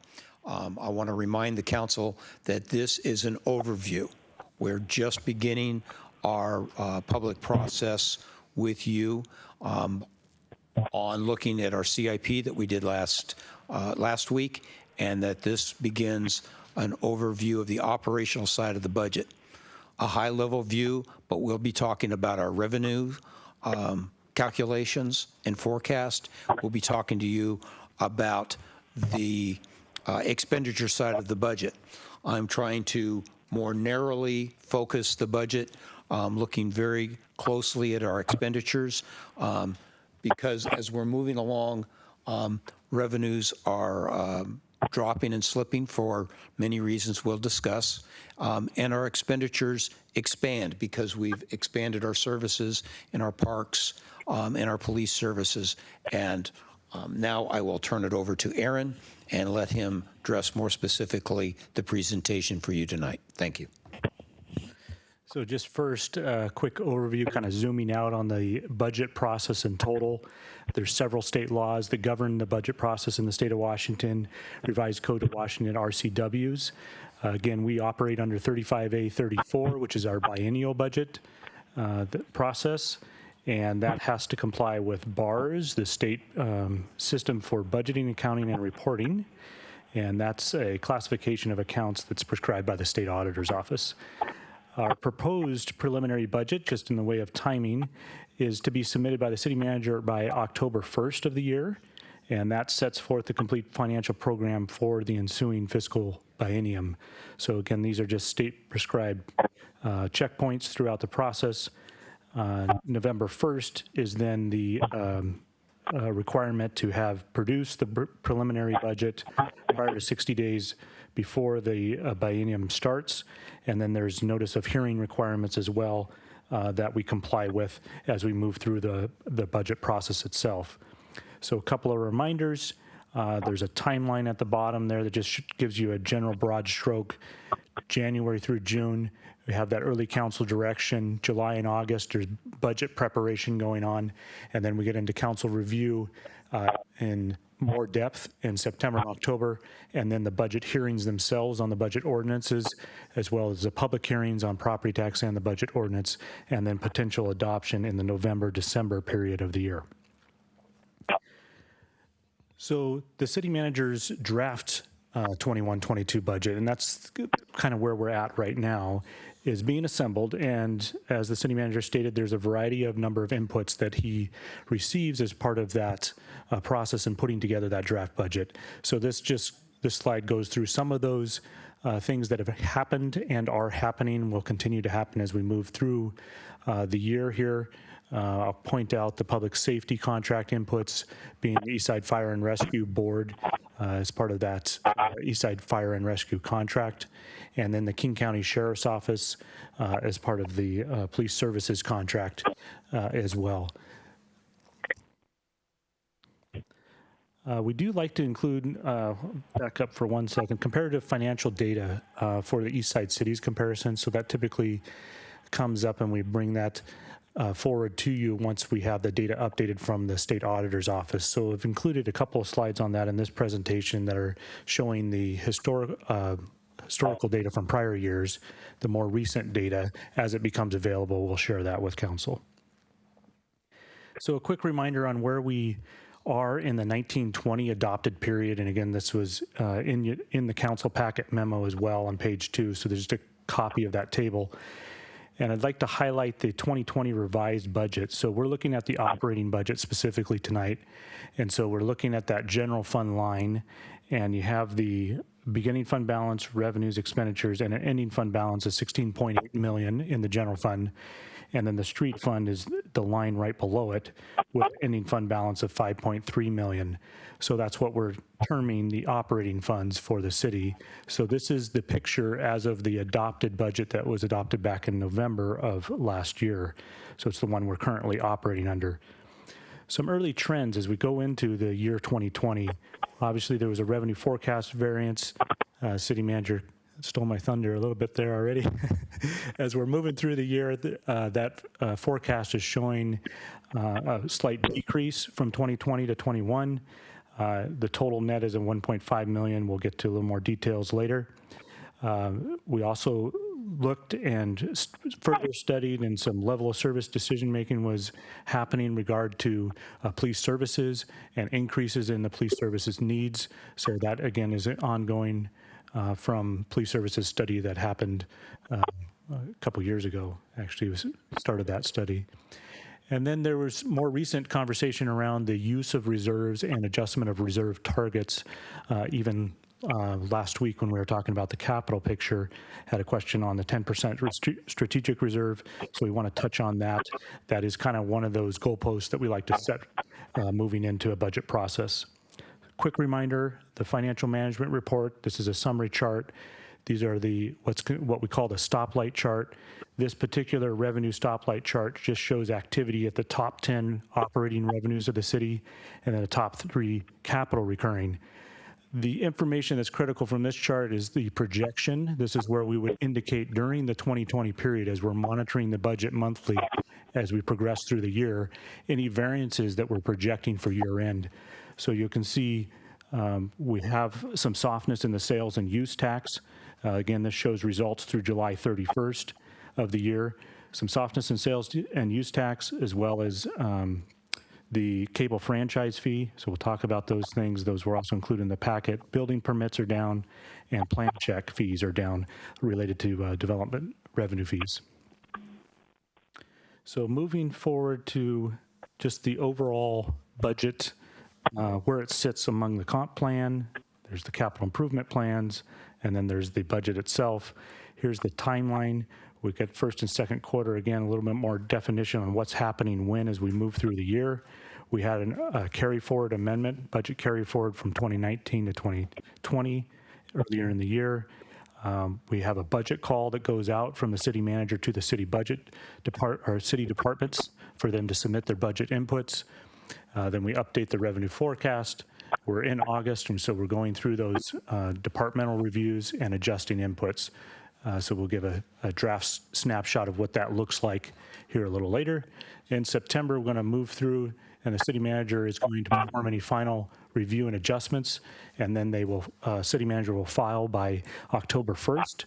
And when that filing occurs, that generates a noticing period as well for reviewing the preliminary budget and making that available to the public.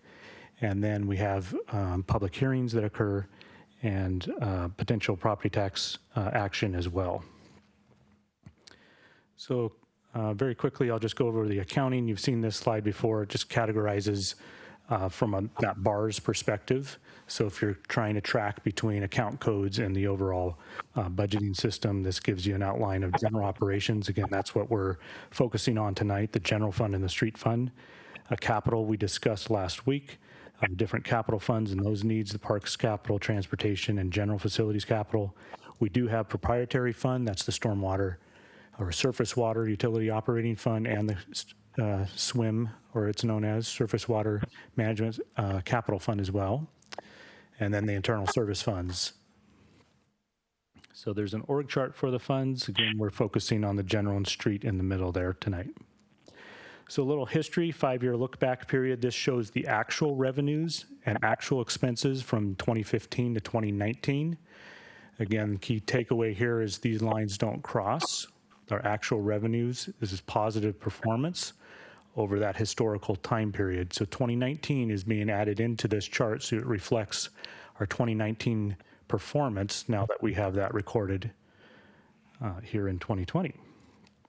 So if we add in the budget. Hey, I have to stop. Hey, Aaron. Sure. I don't know what the protocol, but I think some of these slides, we might want to ask questions real time. Yeah, I've I already just seen quickly on the prior chart. The prior one. Do you hear me? The actual one? Yeah, on that one. Does that include, does the revenue include transfers from fund balances? No, this is no transfers. This is just the revenues into the general and the street funds over this period of time. So fuel tax revenue, property tax revenue, sales tax revenue actuals. Okay, I'll ask you later. I got data that, okay. So then this next one adds in the budgeted revenues and expenses with the contingencies that existed over that same period.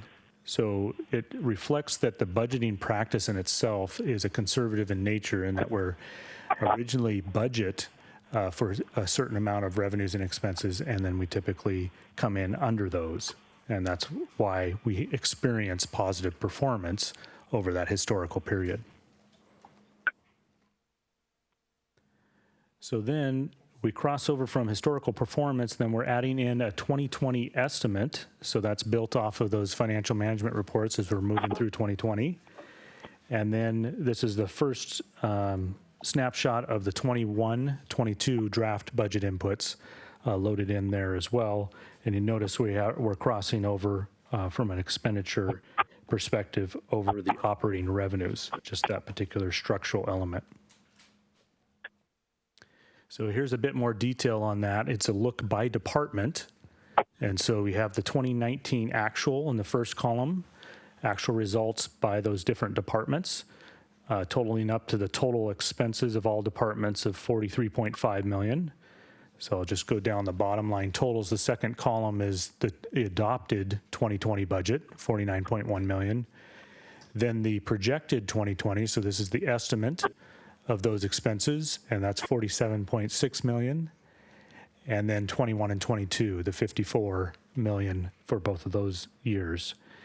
Now that's compared with the total revenue. So these are same categories across. So we're just laying out, pulling from that revenue slide on projected revenues. Here's what that is across those 5-year periods. And then the ending fund balance impact is the net increase or decrease annually. So you see in, for example, 2019 actual, we had actual expenditures of $43.5 million against total revenues of 47.3 or 47.8, sorry. So the impact was a net increase in fund balance of 4.3 million. So that's positive performance in 2019 actual, because we're adding to the fund balance there. A side note on this, these expense numbers that you're looking at exclude any revenue offset. So recall there's been conversation in the past about specific departments. An example would be Community Development Department. The expenditures that are shown there are their total expense lines. That does not net out any revenue recovered items. So all of the permits and the fees that they would be receiving in revenue would offset that department expense in this particular view. So that's just a note on how the data is presented itself. So going to the ending fund balance impact, you see across the bottom, that's what we look at internally, and then we drill down further and across those different years for further detail on any variances, particularly between the 2020 budget amount and any 21-22 requests. So when we took a look at that with the city manager and we went over those, we made a couple of adjustments to that. One was to eliminate one-time dollars from the 21-22 request and to use fund balance for that particular piece. We also lowered pavement preservation program funding to the level of funding that we experienced in 2019. So we're basing it off of actuals and keeping that flat. So it didn't allow a growth in the pavement preservation program. And then we added the CARES Act funding, that $1.9 million that was discussed previously. So this is a listing of all those one-time costs. So recall we mentioned that we were going to pull those out and fund those from fund balance. The idea here is that these are one-time nature, these costs, so they're only going to happen once and then they go away. And so that's why the use of reserves is being contemplated to cover those one-time costs, because it's a one-time use of reserves. So with that adjustment and the adjustment to the pavement and sidewalks preservation program, you can see the total expenses go down across across 2020, 2021, and 2022. So 21 is 53.5 million, those inputs, and 53.9 million. Revenues, we're adding in that 1.9 million of CARES Act funding in 2020 projected. And so that allows us to come closer to the 1 million mark, slightly under 1.2 million as a projected right now for 2020. And then 21 and 22 then drop, once you eliminate the one-time costs, they drop down from the 8.3 million impact to a negative 6.6 million impact. So that's what's happening with those adjustments as we're working through. Now, again, want to reiterate what the city manager said previously. These aren't final results. We're still working through additional details. Obviously, we'll be looking at and analyzing the department's inputs as we continue to move forward towards the city manager's budget filing. Any questions on that? I'll keep moving then. So just in total, wanted to quickly highlight the change. So if I'm looking at the 47.2 million and the 49.1 million in 2020 adopted budget and the 53.9 million in the 22 draft input. So I want to look at the expense growth over that period and then account for, that's a 4.8 million increase. So then we're identifying what are the major drivers of that increase. So over that period of time, from 2020 to 2021 to 2022, what are those adds and what area are they in, and then get a little bit further explanation on that.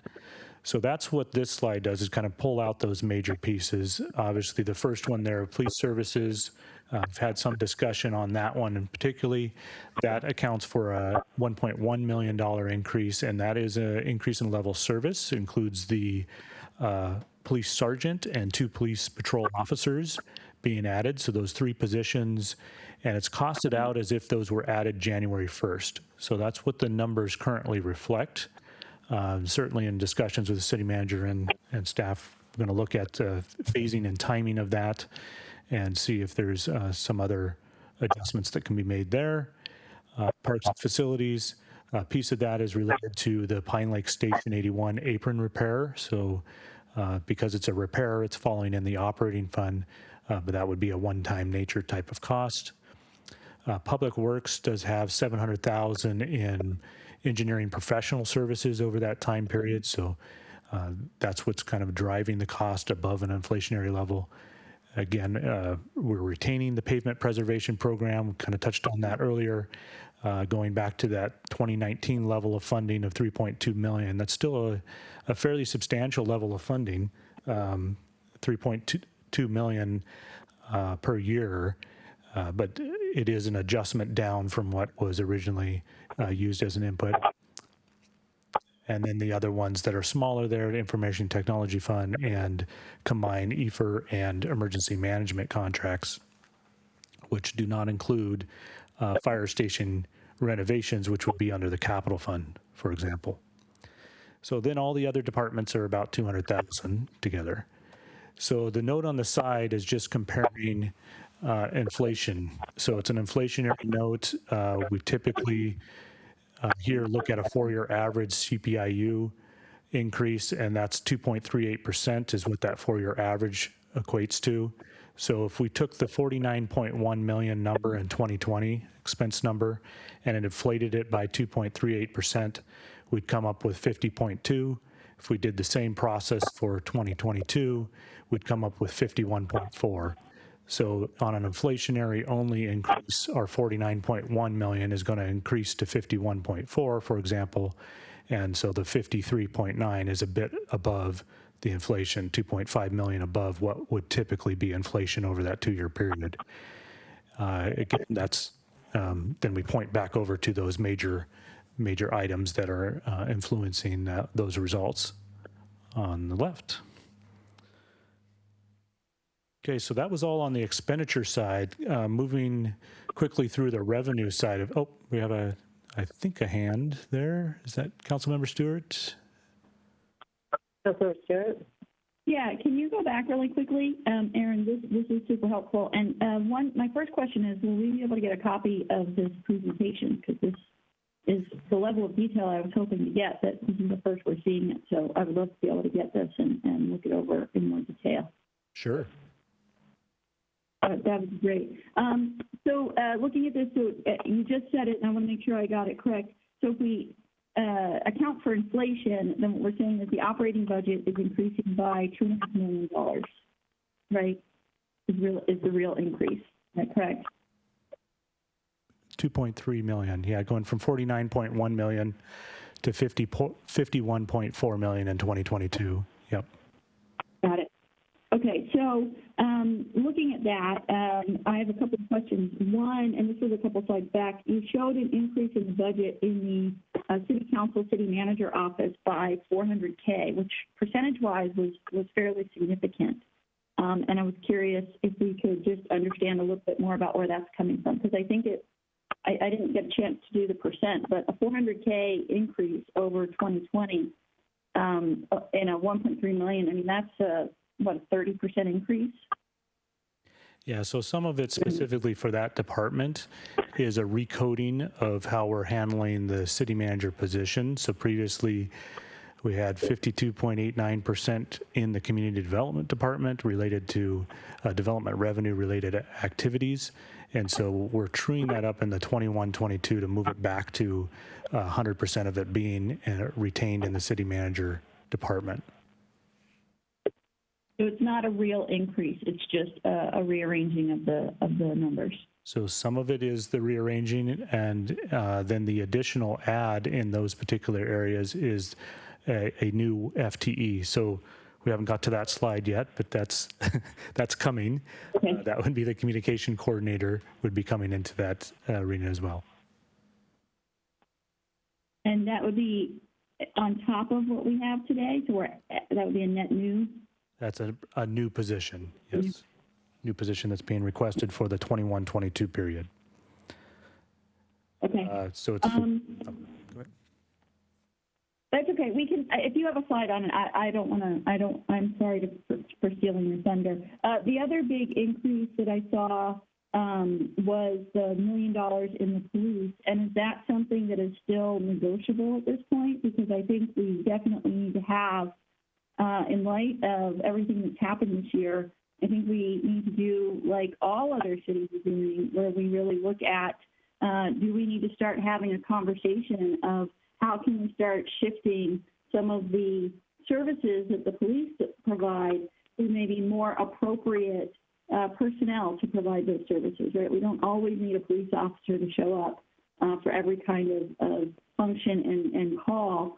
And we should start, I think, having that conversation of shifting that away from police potentially and more towards some other social services that may, in fact, help people more.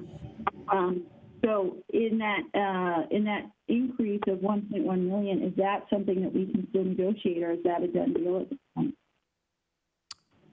Councilman Stewart, this is City Manager. That isn't contemplated in here. What we've looked at is the study that was done a couple of years ago that called for an increase in staffing in anticipation of growth of the community and the town center, and there was no increase in your PD 2 years ago in the last biennial budget. So we've taken a look at what's changed here. There's an increase in call load, an increase in service areas, our service requests, and it calls for the recognition that the span of control is too broad and we need a supervisor, that's the sergeant, and that we need two additional officers in patrol. That's strictly what that looks at, simply from a response and service level maintenance. What we find that we may continue to do and work through is that the SROs are not being utilized in the schools right now, as we've known from this last quarter and the first quarter.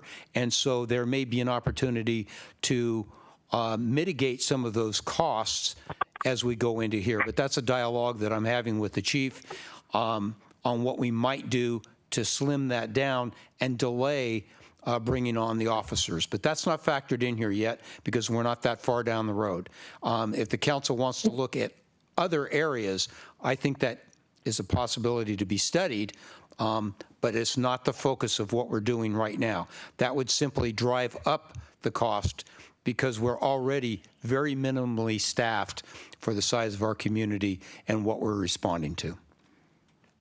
Okay, I would like to request that we get some additional information on what other cities are looking at, which is very interesting, where when calls come in, again, not every call needs to be responded to by a police officer. And a lot of jurisdictions are looking at how we can deploy social services. So when someone is having a mental health crisis, we send in mental health counselors as opposed to police officers. And so I would like to get more of that detail. I know that we did a study, but it's a couple years old. I'd love it if we could get the current data in terms of the number of calls, the nature of those calls, so that we can understand if we really need to be increasing our police services or do we need to be looking at increasing other types of services to better serve the community. Well, I would say we'll make note of that. The council can give us direction on what they want to do here. We'll gather that point for discussion as we move through this process. Okay, and then the other question I had is if we look at our actuals, our legal fees went up quite significantly as well. And I'd love to know why we went from $0.8 million in 2018 to now 1.8 and up to $2 million in budgeted for legal fees.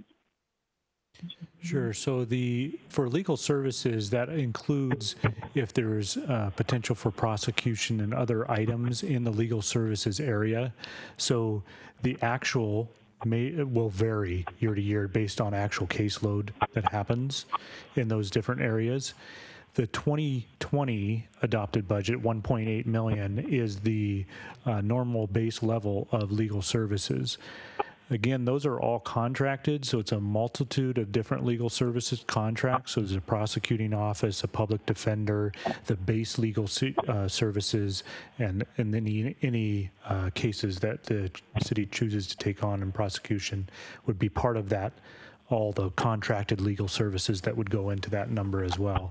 So the adopted budget of 1.8 million was the original budget expectation for contracted legal services, and that's going up pretty minor in 21-22, going up 0.1 in 21 and then another 0.1 in 22 at this time.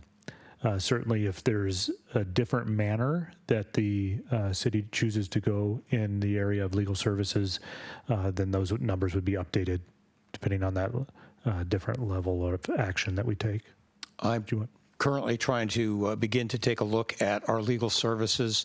You know, when, as I mentioned before, the administrative services person went away, and the oversight for legal contracts has all been over in community development, so that it was supervised somewhere. But there's some areas of it that is completely out of their ballpark, and that's why I brought management partners in to help us look at some of those, some of that disbursement in disparate areas where services should be combined so that they get a more close scrutiny and review.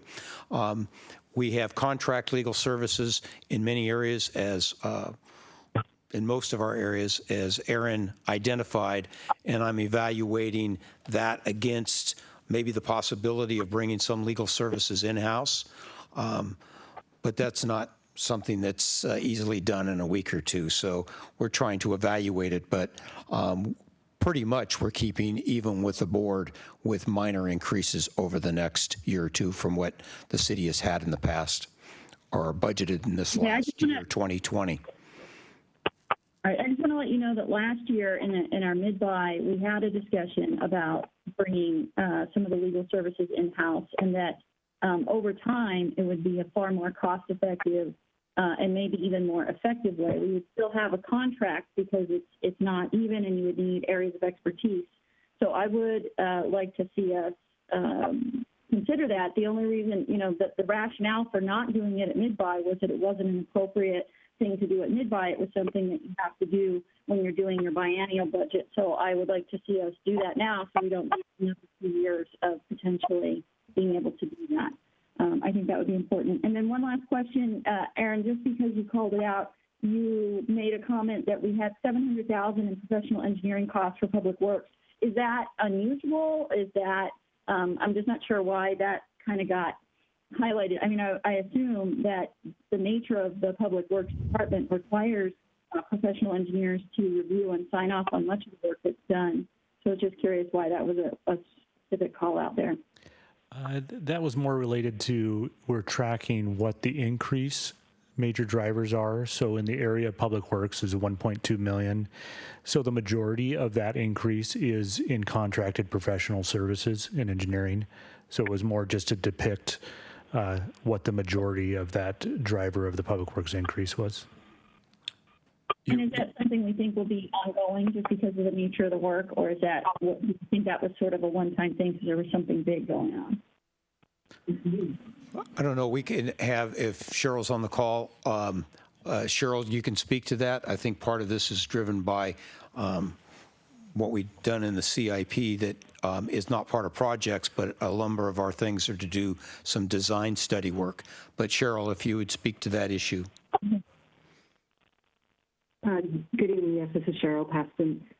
Dave, you're correct. Some of it is one-time costs. Others are for covering specialized engineering work on our capital projects or on some of our programs. So there's no, this is just to allow us some contract capacity to hire specialty engineering services. We may not need it all. It really, a lot of it is driven by our either capital projects in construction or design. Okay, great. That makes sense. Thank you. Okay, hold on. Before we jump on to the next slide, sorry, Aaron, I think Councilmember Stewart brought up a few things that the city manager may appreciate hearing from other council members on, one being in-house attorney services. I would certainly be supportive of looking into that and seeing if that would be a more cost-effective opportunity for the city long-term. Second, I think Councilmember Stewart had narrowed in on the police and the increase there. I would much prefer hearing from a law enforcement professional, that being our police chief, rather than assuming that we understand who is and who is not appropriate for certain calls. I would bring to the attention of both the council and the public that we had a law enforcement officer responding to a garage door being open, which by all accounts would have probably, most people would say, anybody could go over to that house. That officer had the door open and a gun fired and missed his head. So in that event, I think it's important that we hear from our police chief on the appropriateness of whether or not somebody other than a law enforcement officer should be responding to calls that are dispatched for police services. So I'm not saying that Councilmember Stewart's wrong. I'm just saying it would be more appropriate to hear from a professional on whether or not some of the calls that we get in Sammamish could be offloaded to another professional organization or profession as opposed to law enforcement. I just think we should be mindful before going down the road and making assumptions that we need to understand the implications. The example that I gave about the garage door being open and how those can open up a can of worms the wrong person is at the door.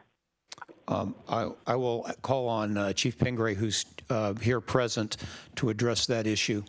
And that's why I commented that, well, I'll let him address the issue of what our current staffing is and why anything beyond that wouldn't be a reduction in police services, but would be an addition to. Hello, Council. Dan Pingree, Chief of Police. Is your mic on? Can you hear me? Okay, good. Yes, we can hear him. Okay. So there's a couple of different pieces and parts to this. So as far as our current staffing, we have 18 patrol bots contracted for here in the city of Sammamish. There's additional staffing that has different responsibilities, but those 18 allow for us to meet minimum staffing of three people 24/7. That's it. There's no relief factor for training, vacation, sick leave, COVID, as we've been recently hit with. We have no relief factor whatsoever. We've adjusted the schedule so that we do have overlaps, which allow us to do community policing, emphasis patrol, et cetera. But on our hours when there's no overlapping and we have somebody missing, which is normal, we are paying overtime. And again, it's just minimums. That minimum staffing based on officers per 1,000 population is way below our peer agencies here in the area. And so the numbers, we are staffed lean. That's the benefit of the contracting. So when there is a major incident similar to our homicide that we had here recently, we can get a lot of people quickly when necessary and hopefully have a positive impact for the community. But on our everyday staffing, it is lean and mean, and period. I guess there's nothing more to say about that. In regards to answering just a little bit, which can become a very long, drawn-out political conversation, opinionated, and everybody has reasonable and legitimate opinions. But I will just say that if you were looking at responding to the calls with social workers, counselors, mental health professionals, the amount of money that you're going to have to put together and the amount of staffing to have them available to respond quickly will be much more than actually the law enforcement costs that you're currently looking at. The reason I say that is, for example, just we recently had a call where someone was having a mental crisis. We had 5 officers ultimately end up responding, along with 2 ambulance personnel, because of a 911 call for parents who were afraid for their life. We responded quickly. We used all of our de-escalation techniques. No use of force was used. However, at least one of the officers was injured. It took over 15 minutes for the 5 officers and 2 ambulance personnel to have this person put in the gurney to get them to a mental health professional at the hospital. And the end result also was that all of them were then exposed to COVID, and they've been all quarantined for the past 14 days. The fact that we were able to get there quickly, help protect those parents, use very good skills that we've received in training to minimize that person being injured or anyone else, was a successful ending. To say that a mental health professional or mental health team can get there in that same timely response is probably going to be difficult because they can't respond with blue lights or red lights. And and that could have a completely different result. We had an 11-year-old with the same scenario that just happened today that needed an immediate response. So the number of people that you would need to have if you just wanted to say, please don't go, and it's, again, whatever specialist is necessary, it's going to be a big number. The reality is teams, law enforcement, mental health professionals, counselors, social workers is probably your best bet. It's still going to cost you money. We're talking about an investment into our community that is all-inclusive, not defunding one, but actually funding all, and then looking at an appropriate way to respond and a successful and effective way to respond. So it's not as easy as saying to defund. And in almost every scenario, the initial call looks like it needs an immediate response. Often, we can find where, okay, now we can start looking at different resources, and potentially, if we had mental health professionals, others available, we can transition out. But having them go, waiting for them to respond, and the potential danger to them without the training and or the support of law enforcement is, I think, really exposing the city and those people and the people who called us to a lot of risk. Thank you, Chief.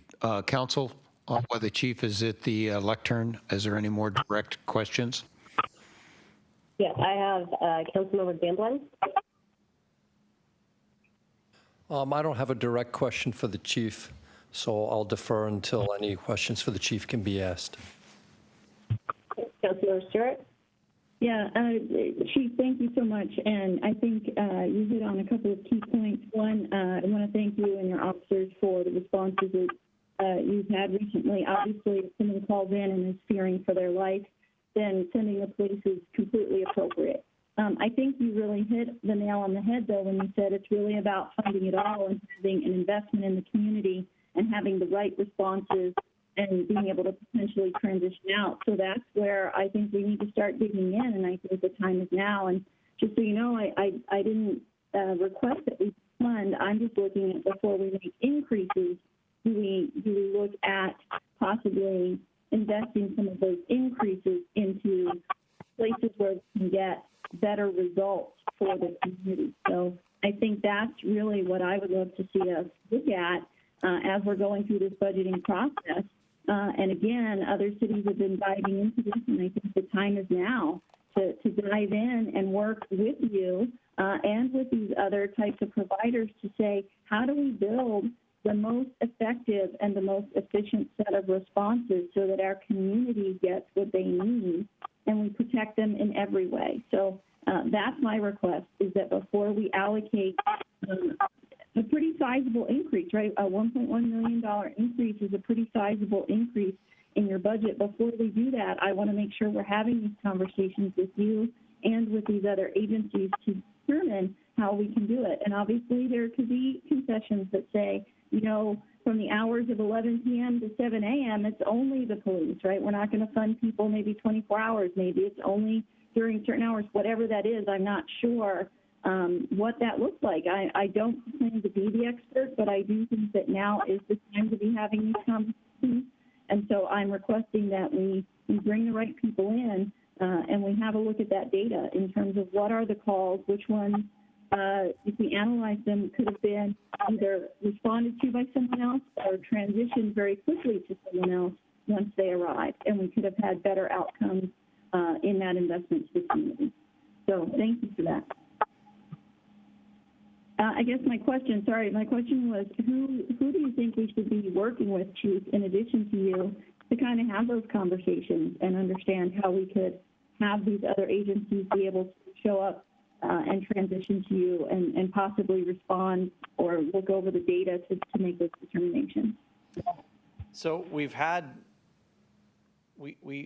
do have teams that can respond. There's just not enough of them.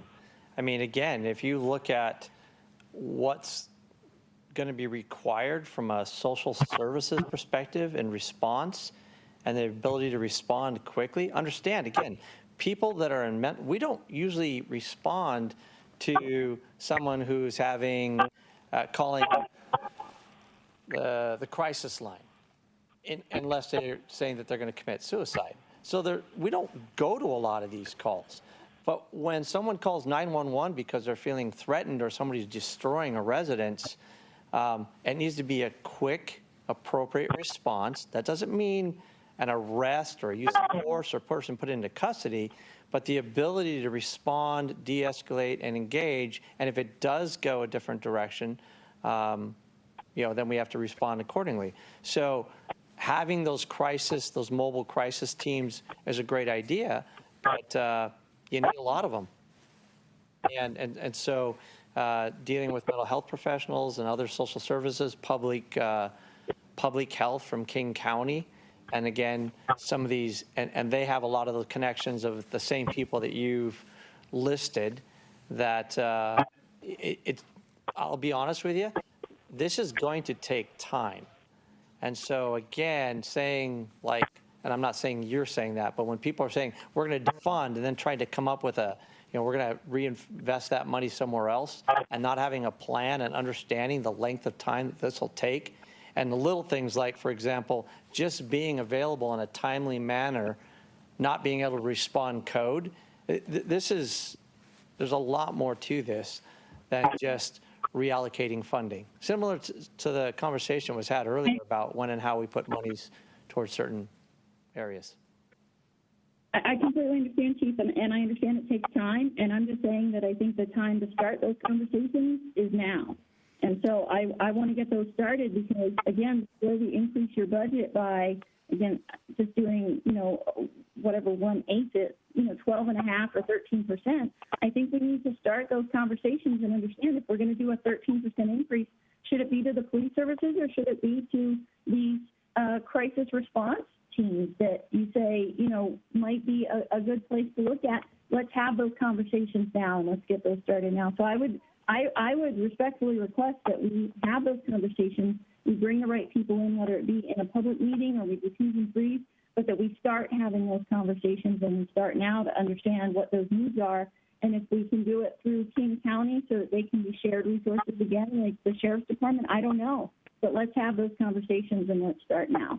Now is the time. The issues are noted, and we'll discuss having those conversations and bring that issue back to the council as a body. But I will note for the council what the chief said about his current staffing. He's understaffed, he's been understaffed, and this is a step of 3 officers only. And it is a significant gap, but it could have been addressed in previous years and incrementally done so it wasn't a big step.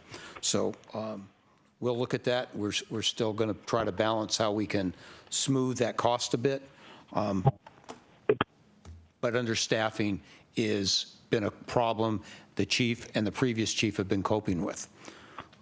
But so much on that. Any other direct questions for the chief? I don't have any. Oh, no, I do. Chris, is your comment for the chief? Yeah, please. I fully support the needs that are described by the chief. And if we go back to the police study, number one, we did do exactly what Councilmember Stewart said. We looked at what would require a commissioned officer and what would not require a commissioned officer. So we've gone through this process through the police study, and he has come up with, I think, the most affordable way to provide public safety for Sammamish without putting his officers at risk for various reasons, understaffed, fatigue, et cetera. So go back and circle back and undo all of that, I think is in this budget is not appropriate as far as I'm concerned. I really think I trust the chief. I had the same discussions with Chief Bennett prior to Chief Pingree, and so the same message is coming through, and there's well justified with the aid of the consultants to come up with this conclusion that we're arrived at today. And I rely more on law enforcement because they're the ones that are in the dangerous job. They need to provide public safety, and they're best to tell us what is appropriate. Councilmember Gamblin? Yeah, thank you, Deputy Mayor. So we're talking about basically revamping or reassigning our police and law enforcement budget. I don't feel the budget process is the time to talk about this at all. This is a totally separate agenda item that we need to look at very carefully and dissect.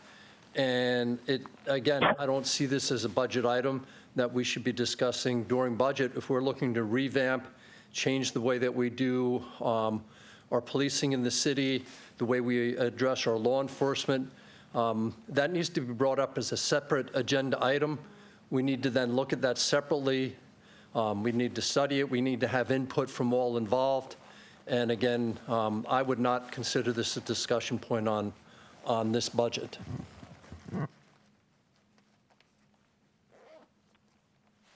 So I don't see anyone else in the queue, but just so the city manager has that information. I am supportive of adding those officers, and it was something that we had floated at the mid-buy, but because it was a mid-buy and it was such a big chunk of money, we essentially delayed until now, and I am supportive of doing this. I know we've heard from our community too, while we were doing the police services study, that we just simply don't have enough officers. And so I just want the city manager to know that I am supportive of adding these officers. So Aaron, I think you've got the floor again. All right, Finally. thank you, Chief. Okay, just want to touch quickly on the question about personnel. So there was included in those expense numbers that you saw previously, the total full-time employee count is going from 131.25 in 2020 to 134.25 in the 21-22 biennium. And these are the items that are happening in that personnel arena. The first one is a mechanic being added to the maintenance department in 2022, so not in 2021, but in the second year of the biennium. Management analyst in the city clerk's office, and that's being converted from a limited term position to a full-time position. And then a communications coordinator, which is the one that we briefly discussed previously in the city manager's office as the third FTE. There's also a conversion of 6 4-month positions in the parks maintenance area to 8 6-month positions that are necessary to cover the 7-day work week in the parks maintenance area. So just noting that those personnel adjustments are included in those earlier expense numbers. And again, we've already talked at length with the 3 items for the police services contract. So I want to touch as well as part of this picture is the revenue side of the operating funds. So there was that increase that we talked about. The drop in development revenues has happened over this period. So we're going from 3.7 million in 2020 down to 2.7 million in 2022. Again, these numbers are also included in the council packet itself. For the general fund, the sales tax increase we talked about, the cable franchise fee, again, that decrease is related to behavioral movement from as people go to more streaming services versus the cable, and so the cable franchise fees are going down. And the other note there on the 21-22 limited growth and new construction, that's related to the property tax levy base itself. So as new construction wanes off or is limited, then the new construction, the addition to the property tax base is less as you go forward through the 21-22 period.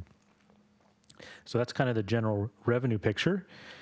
Covered personnel. Also wanted to bring up the per capita comparisons. We'd like to touch on that.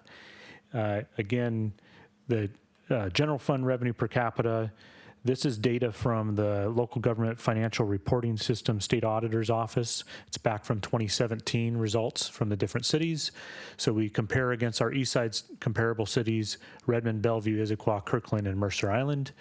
Again, from a revenue standpoint, we're at 745 per capita, so the lowest amount of sourcing. Again, we highlight that the utility and business and occupation taxes, not something we had in Sammamish in 2017. Again, that's been continued to be the case in 2018, 19, and 20. And then property taxes, where that we have not raised property taxes either. There's been bank capacity over this period and an extended period of time, actually going back 10 years. So that's the revenue per capita picture. same comparison based on the expenditures per capita, same group of cities. Again, the expenditures in these different areas, the lowest of this comparison at 659 expenditure per capita.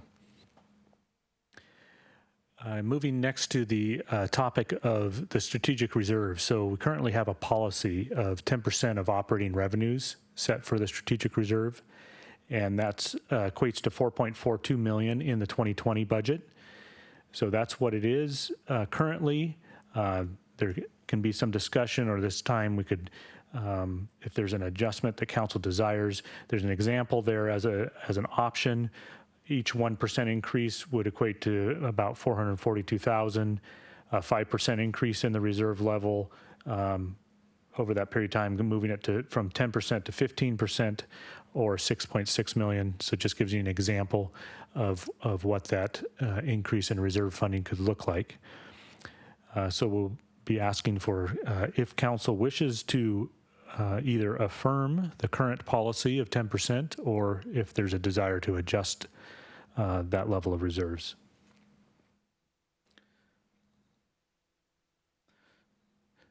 So I don't know if there's, if you want to, okay, looks like we have a few questions. I'll turn it back to the Deputy Mayor then. Councilmember Stewart? Yeah, Aaron, could you go back a couple of slides? I wanted to ask, there was a general street fund that didn't show anything in the future, and I was curious why that kind of went from, I think, about $100,000 down to nothing in the draft budget. Oh, this is the actually the street fund revenue. So mitigation fees in the 2020 estimate. That's basically in the 21-22 period, the only remaining street revenues is the street fuel tax. So that's what's being projected forward in the 21-22 period. Got it. And then how did we kind of come up with 2021 and 2022 street fuel tax revenues? Because it looks like we're going back to almost the 2019 number almost in 2021. And I'm assuming that that's basically the gas tax, right? Yes. So that is actually exactly right. So it comes through the state, and then it's allocated to the city, our portion for street fuel tax. So consumption of gasoline has decreased and fallen off. MRSC, the Municipal Research Services Center, provides estimates on that. So that was their early estimate for that profile for Sammamish for the 21-22 period. If they give us a more detailed estimate, obviously we would update that moving forward. But that softness is primarily related to the decreased consumption of fuel, and then by allocation. Yeah, well, I think we're being overly generous in what the 2021 number for sure will be. I don't see consumption going back up to that level in 2021. Honestly, I don't see it going back in 2022 either. But that remains to be seen. So I think we should go more conservative on what we think the revenues there would be for that street fuel tax. And then if you could flip ahead, I mean, all estimates are that we will not be going back to work full time anytime soon. If you go to one more slide here, this is from 2017. One question is there any reason why we don't have something more recent, because that seems like it's a couple of years old now? Yeah. So basically, this comes right out of the state auditor's office database. So when results, we're all have to report costs based on the BARS system. So that goes into the database, then they cleanse that data with the audited results. So there's quite a time delay by the time the database becomes available to us to update for our information. I would expect we'd have the more newer numbers here within the next month that we could update these charts. So I just included kind of a past set just to show you that profile. But certainly as those numbers get updated, we would bring that back in an updated chart for you. Okay, and for that transportation number, since it looks like it's the biggest number, is that capital projects, I assume? Because we don't spend a lot of money on transportation otherwise, I don't think, do we? Yeah, so that's just within general fund as an expenditure comparison. So this is the state transportation category, which can be more inclusive than what we just consider for public works, for example. So it's Aaron, not would be that department specific. like include the general fund monies that are transferred over for the overlay program and be reflective in transportation expenses? Yeah, I think this one particularly, I can check into the detail underneath. I think it's specifically the maintenance costs within the general fund is what that's speaking to, but the BARS category for transportation itself might be a little broader than that. Okay. All right, thank you. Appreciate it. Councilmember Ross. Okay, thank you. On this metric, while we're on the slide, it's interesting, but we have to really think in our mind. We have to normalize it.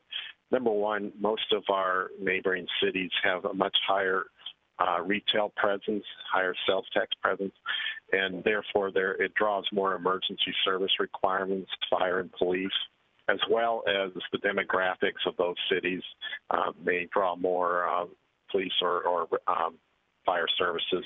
So some of these services supporting those jurisdictions are much higher than ours due to the structural nature of those cities. So it's not entirely comparable. As we implement Town Center, we'll see our number go quite a bit up, both on revenue and expense as a result. So that's something to think about. I will also want to go maybe the next slide. We talked about the 10% reserve, and current policy is 10%.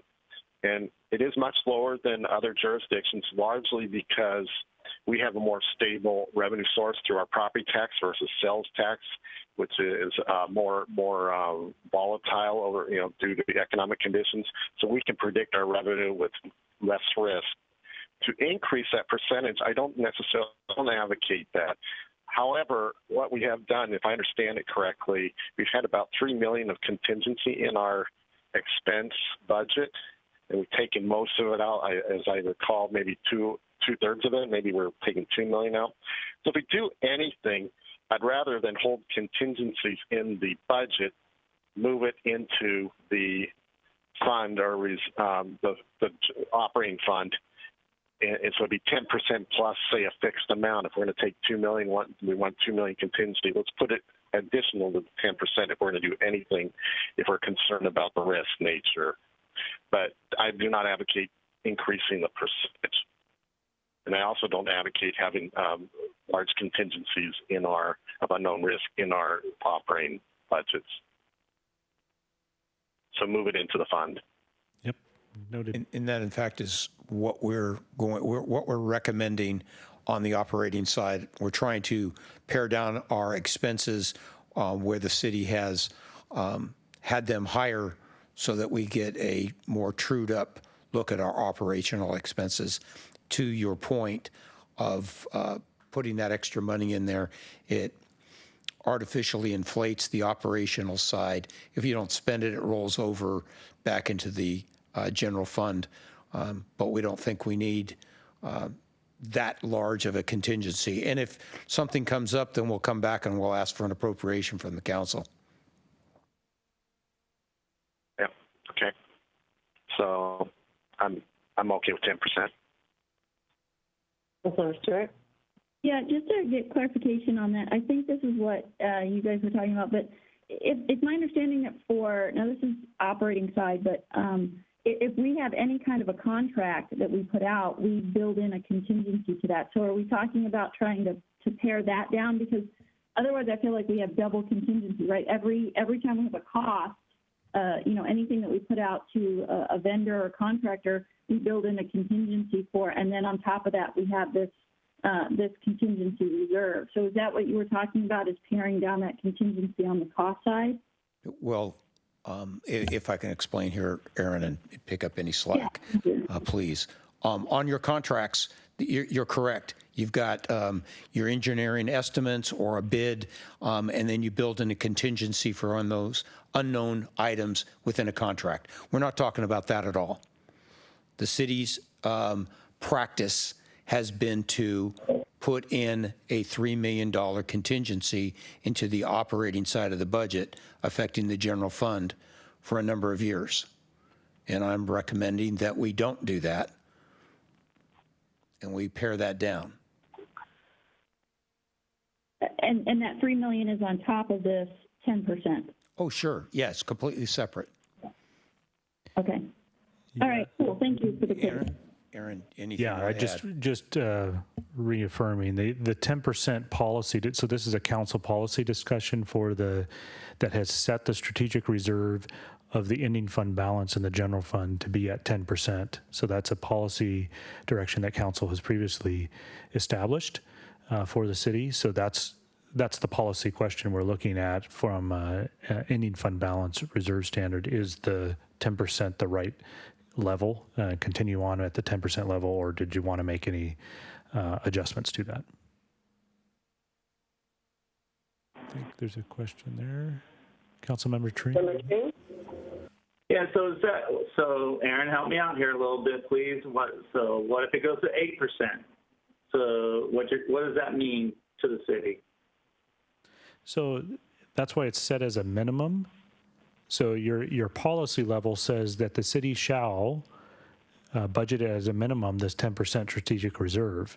If you want to drop it to 8%, then you free up 2% to be reallocated to something else.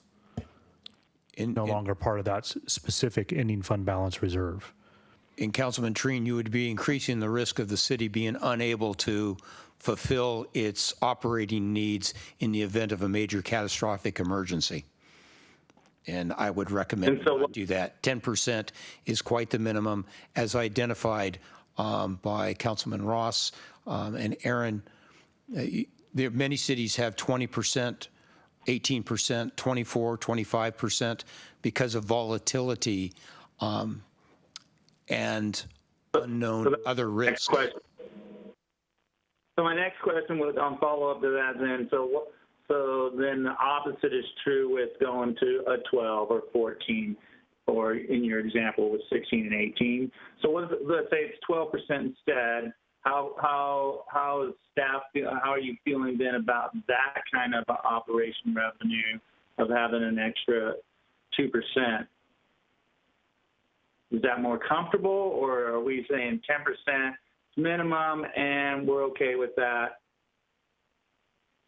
Yeah, I think historically that the 10% minimum has been met. So I don't see a need to require an increase in that in order to make sure that we meet the minimum. The volatility of our revenue tax base is pretty basic and stable. So we don't have the same profile as other cities that have a volatile sales tax base, for example.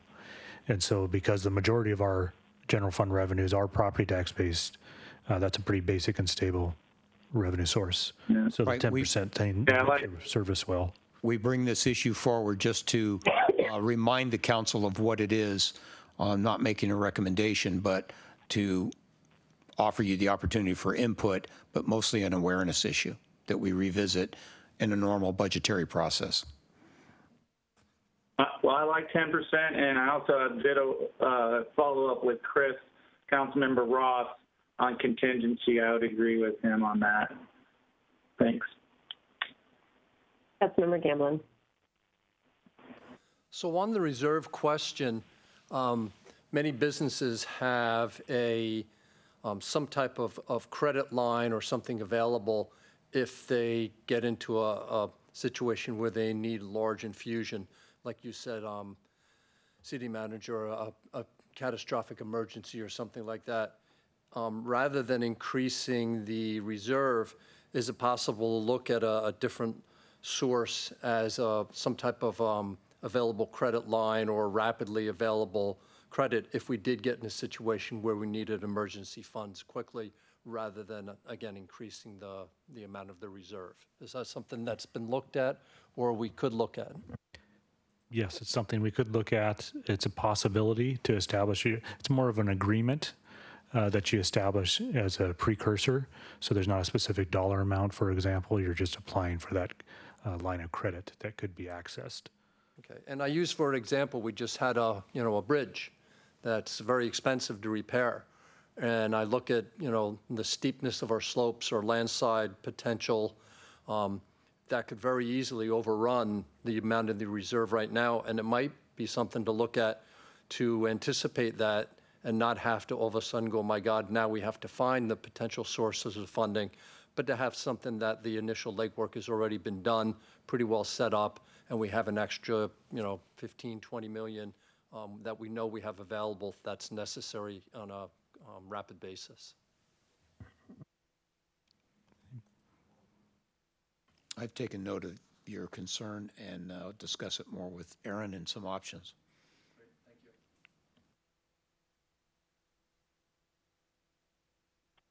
All right, we good? Councilmember Stewart, you've spoken twice already in this round. So I'd like us to move on if you can hold your question so we can get through the PowerPoint. So just want to talk about balancing strategies. We've kind of touched on all of these things already.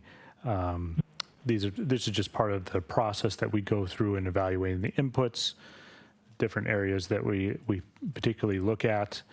We've touched on all of these as we've worked through this, and kind of some of those targeted actions that we've done, eliminating department contingencies, for example, and going through that process. So we've already talked about these things.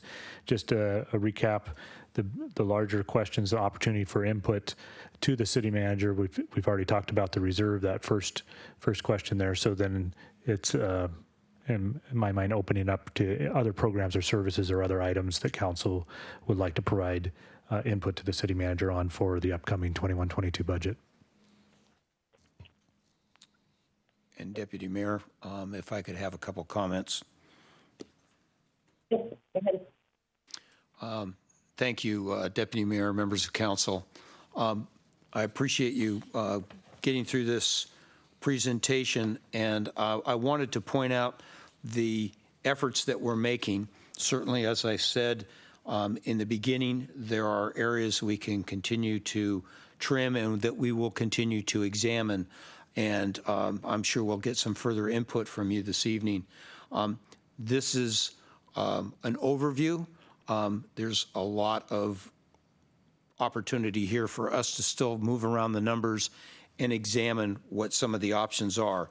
But I wanted to point out that in an effort to try to get in my estimation, in budgetary recommendations, we're trying to get a truer picture of our operational costs. If you look back at your 19 and 20 budgets, the one we're currently in, we've tried to roll back where we could some of our operational costs to 2019, and we gave you a summary of that.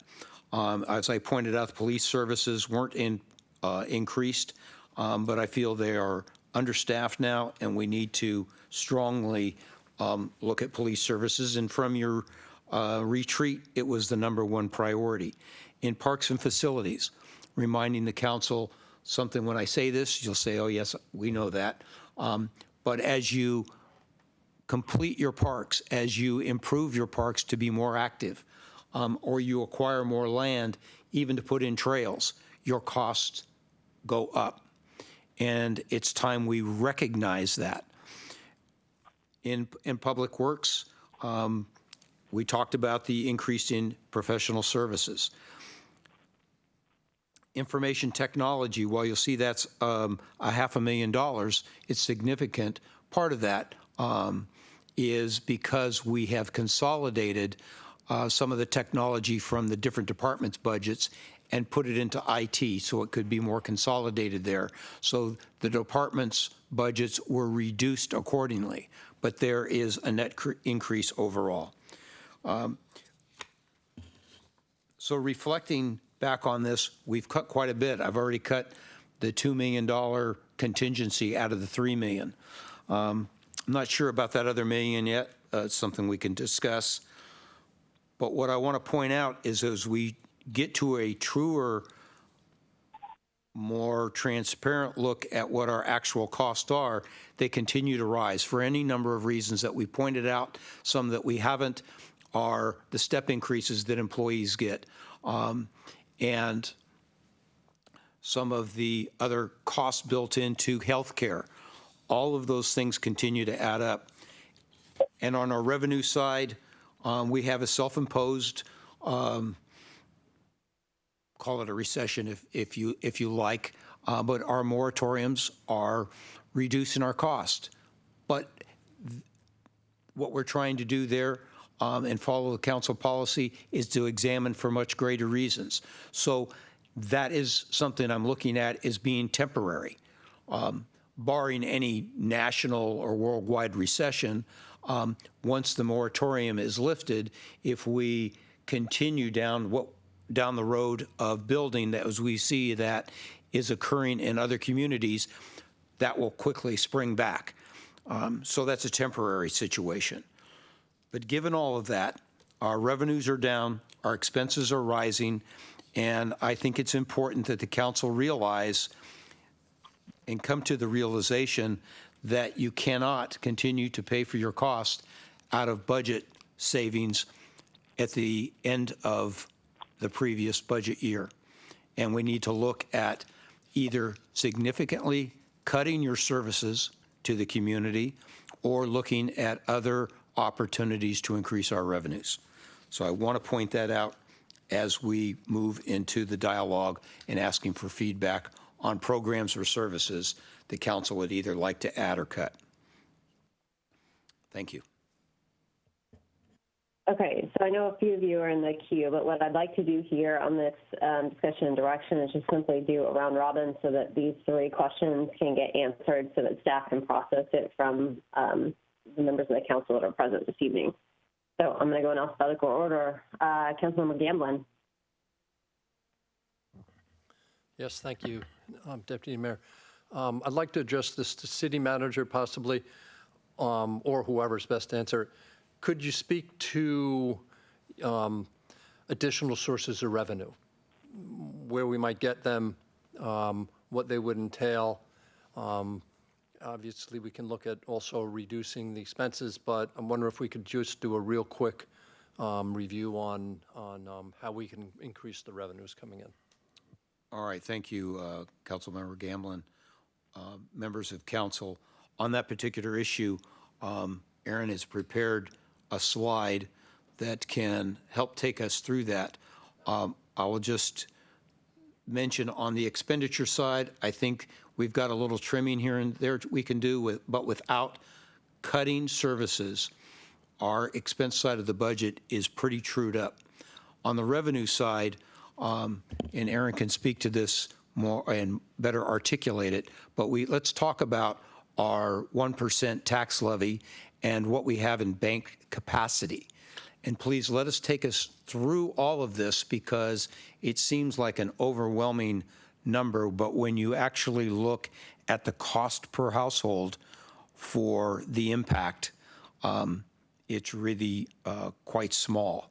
But Aaron, I'll let you take it from here. So this is just a reminder of where we were last year as that ended up in the bank capacity, and we had forgone a 1% allowable levy increase for 10 years from 2010 to 2020.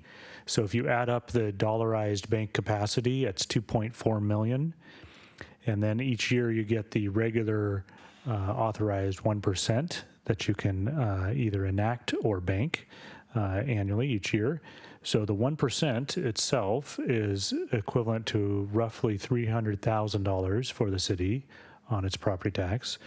The bank capacity is 2.4 million. So this illustration is taking an average home that's valued at $950,000, and it looks at our previous levy rate of the $1.50 per thousand of AV, and then we're adding the 1%, so that adds 2 cents, so $1.52, and then it annualizes that tax for that home, and then charge the difference. So the difference of resulting from that 1% increase is $19 annually on that $950,000 home as an increase to the local levy rate. To clarify that, not $19 a month, $19 annually. That's annually. Thank you. And then the below the bar look there is taking that same base levy rate, adding the 1%, and then adding all of the banked capacity. So the 300,000 plus the 2.4 million, and then that results in a levy rate of the $1.62 on that $950,000 home, equates to the $15.39 annually, and then the difference is $114 annually. So that's the 1% and the bank capacity being taken in a single year. And that's the illustration of that particular, and these are councilmatic decisions. We want to move to the next Yeah, I'd one? like to go ahead and step to the next one, but I wanted to remind the council, because I was going to take you back to what we see as the approximated gap that is back a couple of pages in the presentation. We're looking to, was it close a gap of $6.some million, Aaron, if you could 6.6, remind yep. us? So that when you look in these numbers, if you accept that we've trimmed what we can, there might be some minor stuff here, but we don't have any other big fish to harvest out of this unless we significantly reduce our service levels. We're trying to close a deficit of $6+ million. That your operating budget is exceeding your revenues. And until other revenues come back, that's the nut we're trying to crack. Is that, confirm that? Yep. Okay. So the other option, or an additional option, is the utility tax. So we talked about the property tax, both the 1% and the bank capacity. So another option in the toolkit is a utility tax. So we did an estimate on a 1% utility tax that was to be levied on all utilities except water and sewer. So this would be the gas, electric, and cable. And as an example, if an individual is paying $5,000 per year for those utilities, or $471 a month on gas, electric, and cable, then a 1% utility tax applied on that would mean $50 per year in tax revenue that they would be, an additional tax that they would be paying for that 1% utility tax.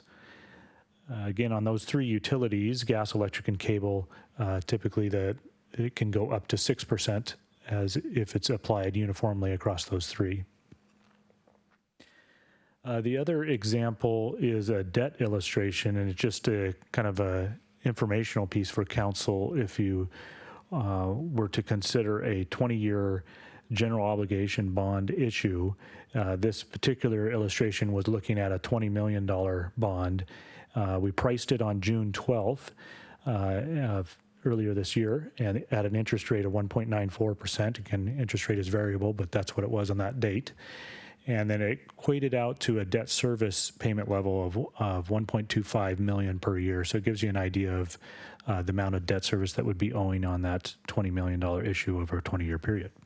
And by showing this illustration, we're not at all recommending that we use the bond money to pay our operational costs, but that within our operational costs, we would need to find $1.25 million in cash flow to handle that payment. That's the reason we show you this. The $20 million would go to address maybe perhaps some of your CIP traffic issues. If you've got your fire station issues to deal with and that sort of thing. So back to you, Deputy Mayor. Thank you. Okay, so Councilmember Gamlin, we'll go back to you on those questions that were being asked of council. Okay, so just real briefly, so you illustrated a property tax increase and utility tax increase. Could you speak to which by the way equal out to approximately $13.67 per month per home if you combine both of those. Does that, what does that do to the deficit spending that we're looking at right now? In approximation, you would need, if you use the full bank capacity, that gives you about $2.4 million in property tax revenues. You'd need to look at a utility tax of about 2%. 1% on the lower end, not water and sewer, gives you about 1.6. So you double that, gives you about 3.2.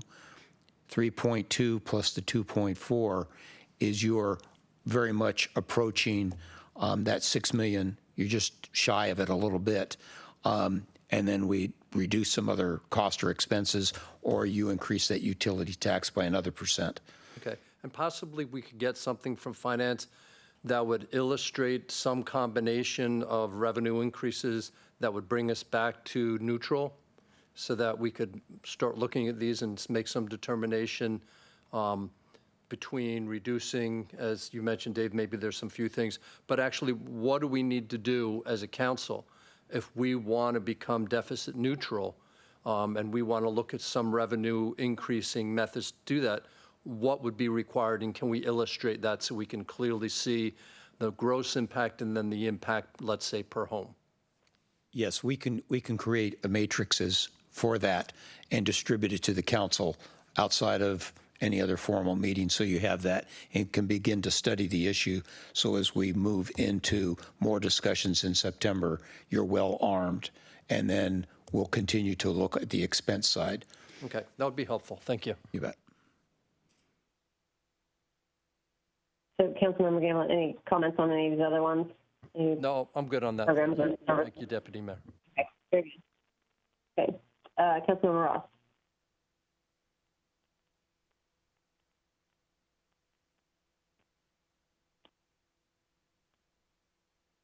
Councilmember Ross.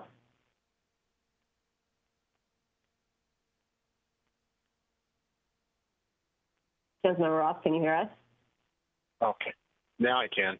There we go. Okay, number one, yeah. Okay, number one, 10% I'm good. Keep it as is. Are there, on the cuts, I'm hearing everybody talking about we got a $6.6 million deficit. And in 21, starting in 21. And if we have 12 million available from the general fund, that means we do nothing. We're going to burn down our fund balances in less than 2 years. That's not a good thing. So we do need to balance our budget from a cash flow structural standpoint and not rely on funding it going forward from the existing fund balance. And then we'll draw it down to 4.4 million. It's the maximum we can draw it down. Plus, we need the excess fund balance likely for some of our CIP projects. With all that said, I don't want to close the $6.6 million gap entirely with tax increases. I'd like to push back and challenge at a minimum that $2 million. In other words, try harder, Dave and team. We need you to work part of that, a good part of maybe 1/3 of that 6.6 million with other reductions without revenue increases. And so I challenge you and the staff to go back and find those opportunities and not ask us to make it easy on you to simply give you the taxes to close it. So we need to be very fiscally responsible for our citizens. And any budget process I've ever been through has always had a challenge in the budget process. You've laid out what you need. Now you're going to have to really sharpen that tool and make sure you come up with the best mix of services for Sammamish that provides the level of service expected by the citizens. So that's my comment on that. So that's what I'd like to add or cut. And so I guess that covers the third bullet as well. So there I'm at. Very good. Councilmember Stewart. Yeah, so my question earlier was going to be, do we need to look at a line of credit, or does our council manage bond capacity? Is that sufficient should there be an emergency?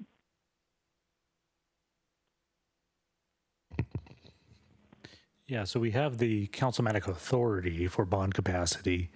It would, in my mind, setting up the letter of credit or a that type of arrangement is more of the agreement, getting the work of the agreement put in place. Certainly the authority is there as a councilmanic bond capacity. So that's, in my mind, the philosophical difference between the two TACs. The other is more of an actual agreement that's put in place. And I guess, so then my question is, do we really need to have the agreement put in place? And we're only talking about if there's an emergency. We're not talking about something ongoing. So I guess my question is more, which would be more efficient or more effective or more necessary? Do we really need to spend time working on establishing a line of credit, or do we know that we have avenues available should we need them, should an emergency arise? Yes. From my standpoint, that's at the council's pleasure for your level of confidence and whether you need that additional assurance of the agreement in place or not. There is a little bit of an administration cost in getting that letter of agreement in place.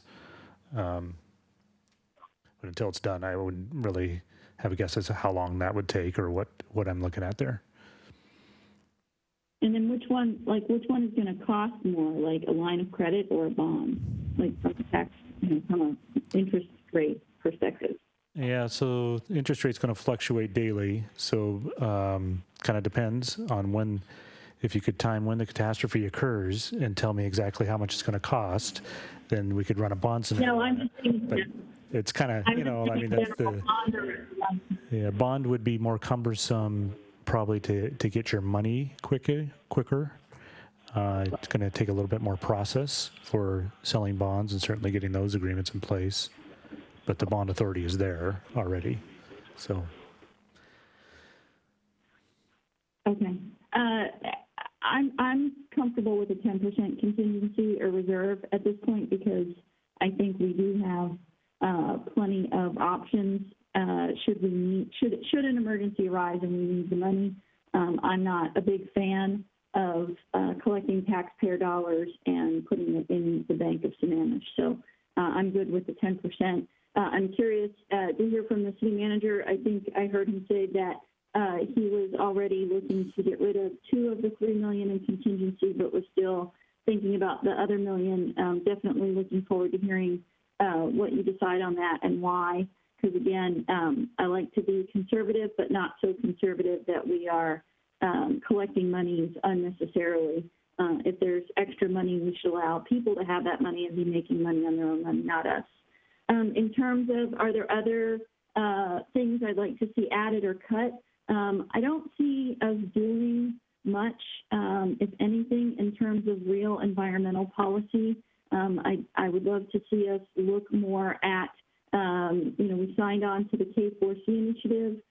There is now a toolkit available so we can set up a dashboard and we can start to take measurements so that we understand where we're generating the greenhouse gases and what policies and what changes we could make that were to have real and meaningful effects on that. So I would like to see us look at those types of things more. Along those lines, and it's not really an operating budget necessarily, I think it would come out of capital, would be, more money to purchase more parkland. If we're really concerned about the environment, which I think we all are, then we should be purchasing more money for parks. I think as we went through these slides very quickly, that I saw that we were keeping the human services budget the same in 2021 and 2022. Based on our discussion, I really think that our human services grant budget should be increased in 2021. And if we're looking to, trim things back, as Councilmember Ross pointed out, which is always good to see where can we cut things back. My first thought is instead of having to make cuts, don't make increases in different places. So that's where I would say, do we really need to add additional communication staff? Do we really need to add $1.1 million of a recurring charge to the police services? So that's where I would look first is, to Councilmember Ross's point, is where we have to try harder. The first place I would look is where we're looking to increase and not making those increases as opposed to making cuts in other places. And I think Councilmember Ross talked about this, but I believe we have a $39 million ending balance. So when you talk about the $6 million sort of deficit spending, does it take into account any of that ending fund balance or no? Cam, I'm going to address that because we've talked about this a lot. I'd rather hear from Aaron. I'd prefer to hear from staff, please. Okay, Chair, can I speak? My perspective, she's thrown my name out there. Yes, Councilor Ross, go ahead. This wasn't directed to you. I was asking staff. Aaron will nod his head yes or no. We have $16 million in the general fund. $4 million is reserved for the 10%, leaving $12 million available for operation. Then you look down the rest of the reserves of the $39 million. Most of it is it can only be spent on CIP. However, There is some prior transfers from general fund to those other accounts. And Aaron, can you help explain approximately how much of the non-16 million of the 39 million is general funded transfers that may be pulled back to the general fund? That's really what Pam's after. How much of that remaining portion of 24 million, how much of the 24 million general fund? So the ending fund balance that was budgeted for the general fund was 16.8 million. And then we had 5.3 million in the street fund. So those were the two operating funds, fund balance. So roughly around 22 million. And of that ending fund balance, the 22 million, 4.4 million is reserved for the strategic reserve, the 10%. So the remaining amount above that remains as ending fund balance that then would be available for reappropriation.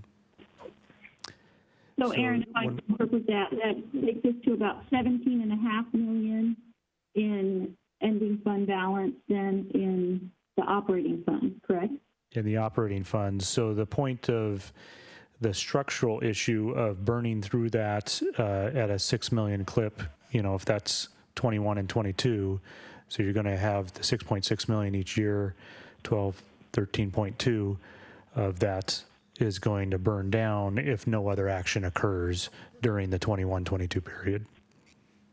Got it. And then so we have about a 39 million ending balance. You said about 22 million of that is accounted for in the operating budget.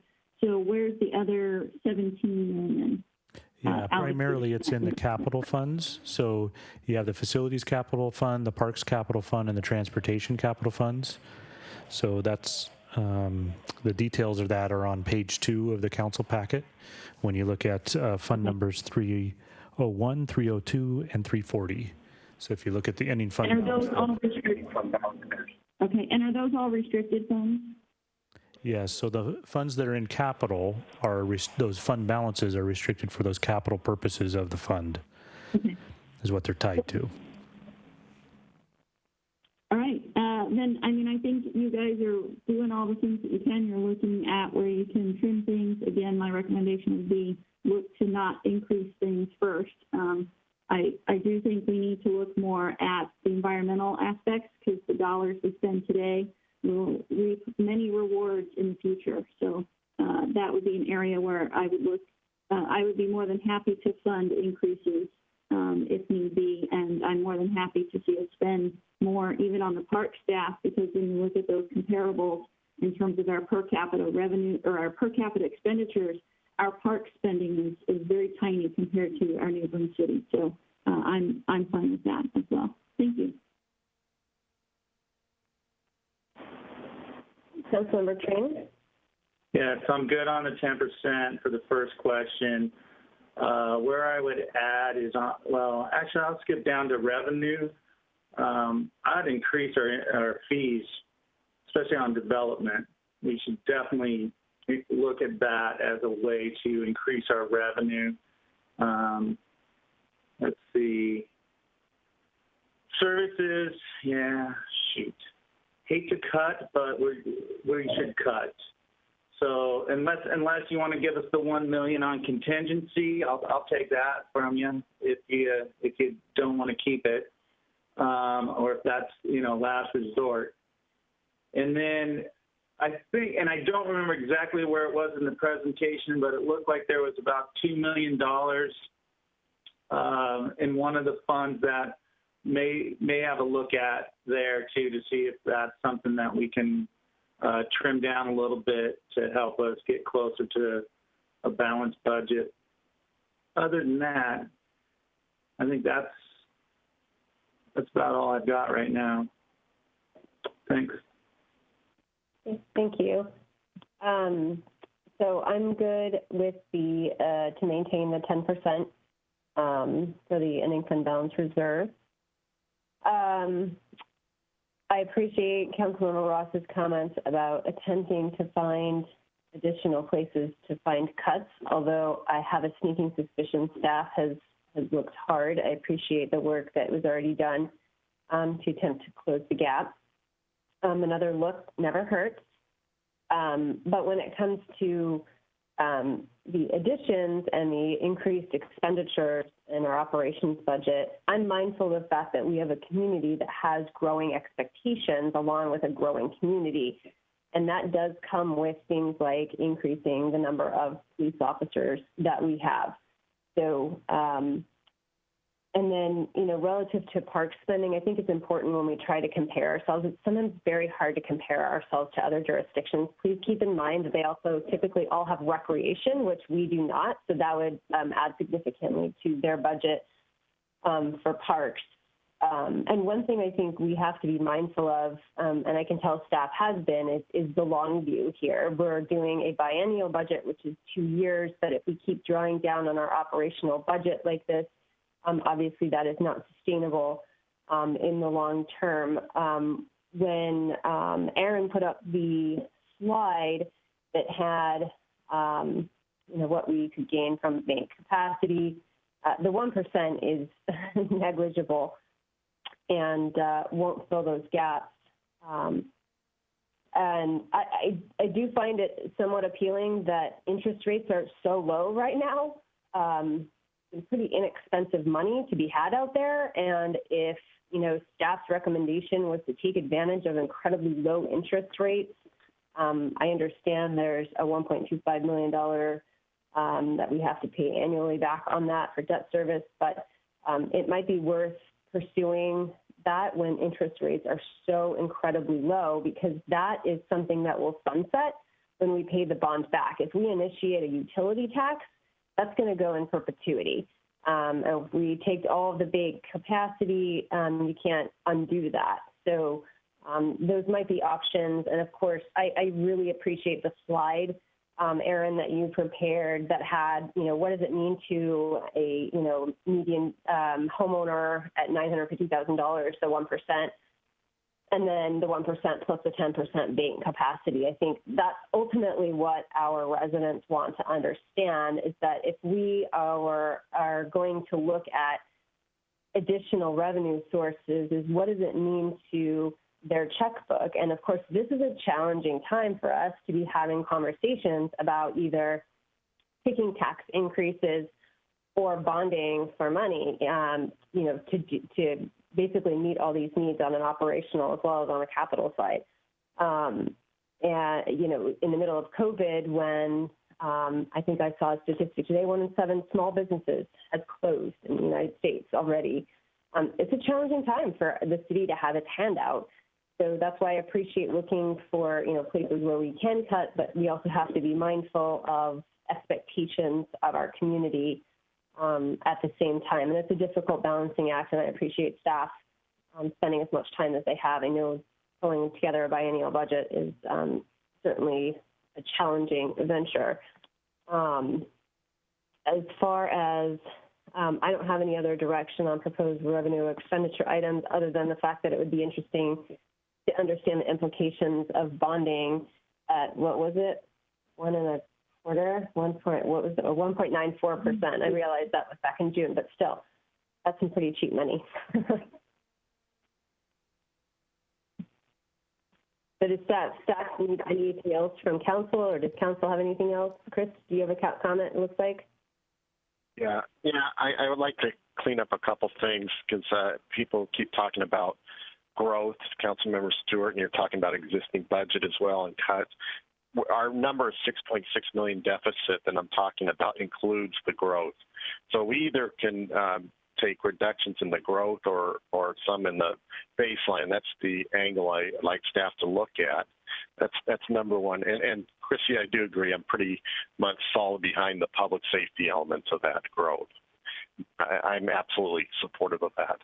Now, number two is the bond. The bond is more reserved to one-time investments such as construction projects, and it doesn't solve us on a recurring base. We need to structurally have a recurring revenue source. And I agree with you. I don't like tagging on taxes that go for perpetuity when we have a growth in other revenues through the growth of Sammamish, as we build, perhaps in the town center, some additional revenue sources. We may change our budget complexion. So what I have learned, and I'd like the staff to look at this, Aaron and Dave, is we possibly can do a sunsetting utilities tax. In other words, make it a 5-year limit, which requires a vote to resurrect it. In other words, it doesn't stay with us for perpetuity. It will die without a reapproval to redo it. So that's something that I think might be more preferable, because it would be more a recurring budget rather than a non-recurring budget element that can be renewed, and we can evaluate our revenue and expenses 5 years from now and make that decision. That is a great idea. I like that idea. We will capture that, Councilman Ross, and it may be that you could do the same thing with some of your bank capacity if your revenues, let's say from development and increased property values, generate more revenue, and we continue to watch our expenditures very, very carefully, then you could choose not to take another 1% or so, or look at this sunset. And I think that's a good idea.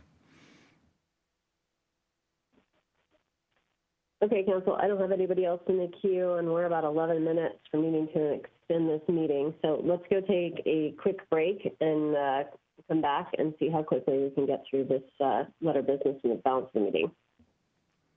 Thank you very much, Council. Ken. All right, Yes. Okay, I'm trying to determine if our city manager is sitting at the desk there. Yes, he is. Dave, you're being called. Okay, no, I'm just trying to figure out if we can get started. Okay, all right, Yes, so let's move on here. This is relative to the comment letter to the Issaquah School District on proposed elementary school, number 17, and comprehensive high school, number 4. Mr. City Manager. Have you got that opened up, Mike, so you can read it? My computer.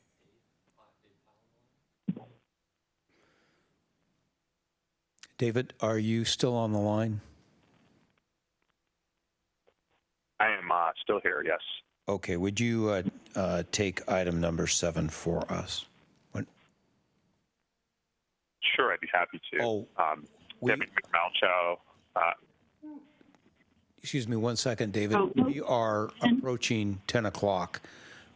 Deputy Mayor, do you want to extend the meeting? I move to extend to 10:30. Okay, I'll second that. All right, so moved and seconded. Okay, all those in favor of extending until 10:30, say aye. Aye. Aye.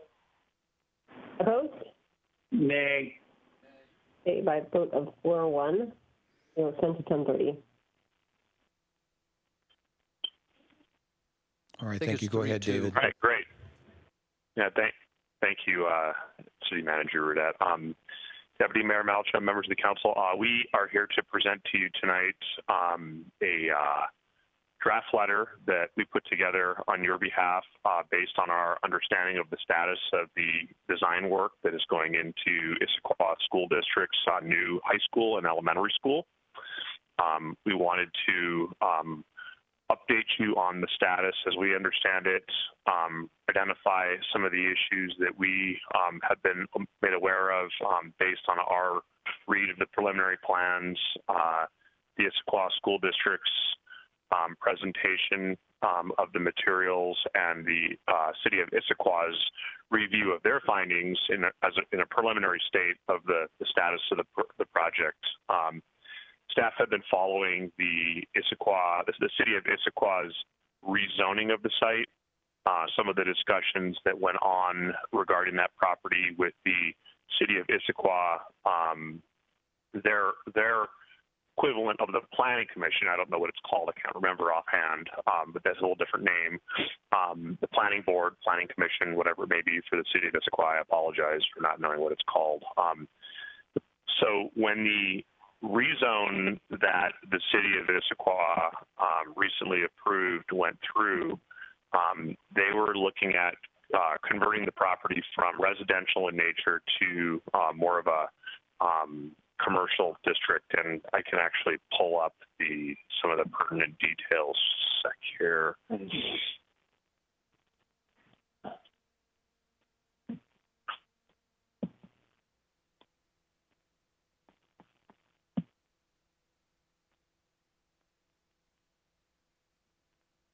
Suffering from too many windows and too many agendas open on my computer screen, so bear with me for 1 second. Let's see, archives.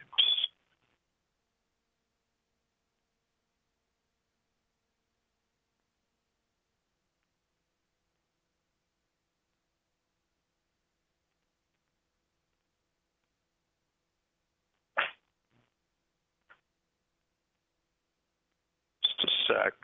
Pulling it up. It just takes a minute to get there. Got it. I found it. So the rezone that occurred was to change the site's zoning from residential nature to community facilities.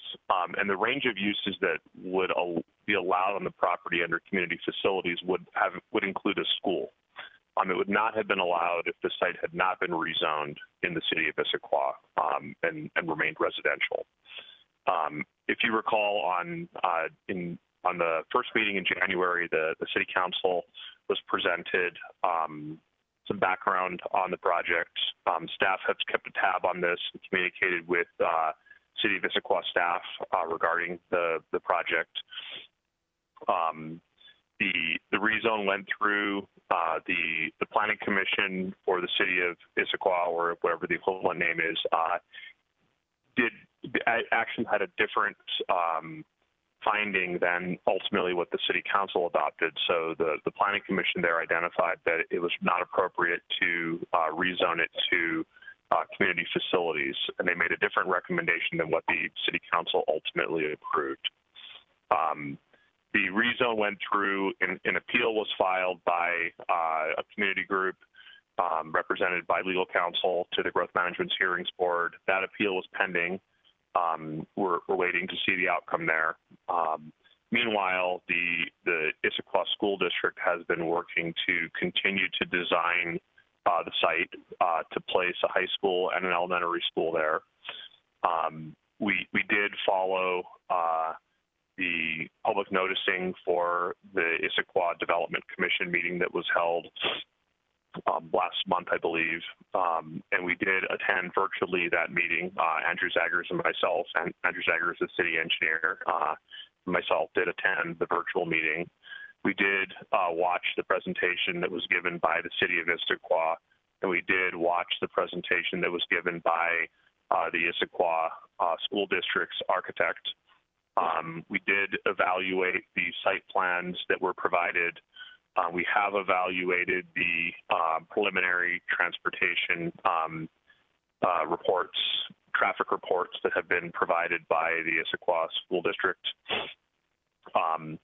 And we are aware that they are in the design phase where they are proceeding towards a more refined design, and they are attempting to incorporate feedback received from the Issaquah Development Commission into their plans, and they are planning on putting together a permit package.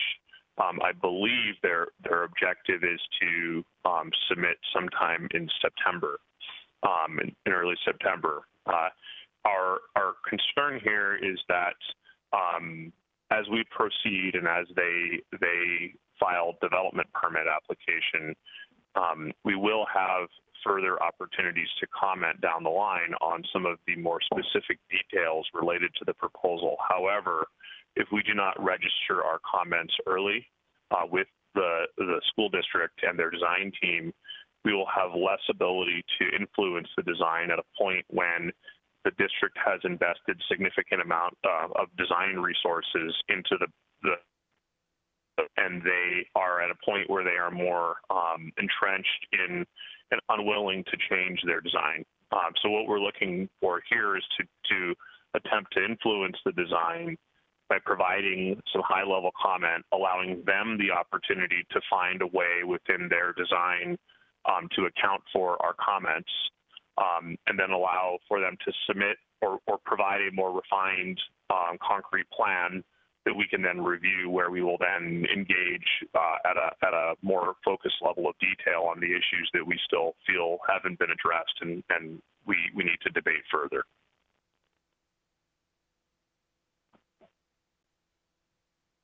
Good. So, Mr. City Manager, do you want us to kind of launch into some discussion here relative to the draft letter that staff has provided?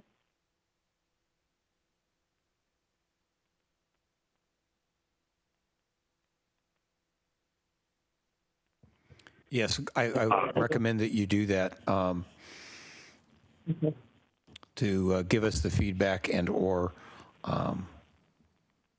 discuss compiling those in emails and sending them on to us so that we have the ability to have those compiled. So, Deputy Mayor Malchow, one additional item, and I know this was asked by way of email earlier today, was the question of where are our areas of influence here, right? So my response to that was there really are 4 areas of influence that the city has. The first is working earlier. Hold on one sec. Find the communication that I sent so that I'm ensuring that I am being consistent. It's always a good thing. The first is by providing comment on the project design directly to the Issaquah School District and copying the city of Issaquah in registering our concerns. And that's what we're trying to do here with this letter.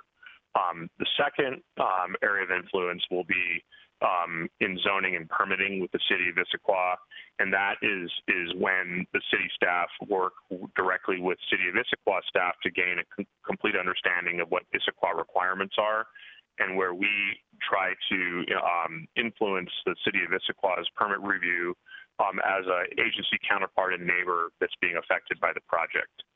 And we are setting ourselves up for that now. We're working closely with city of Issaquah staff.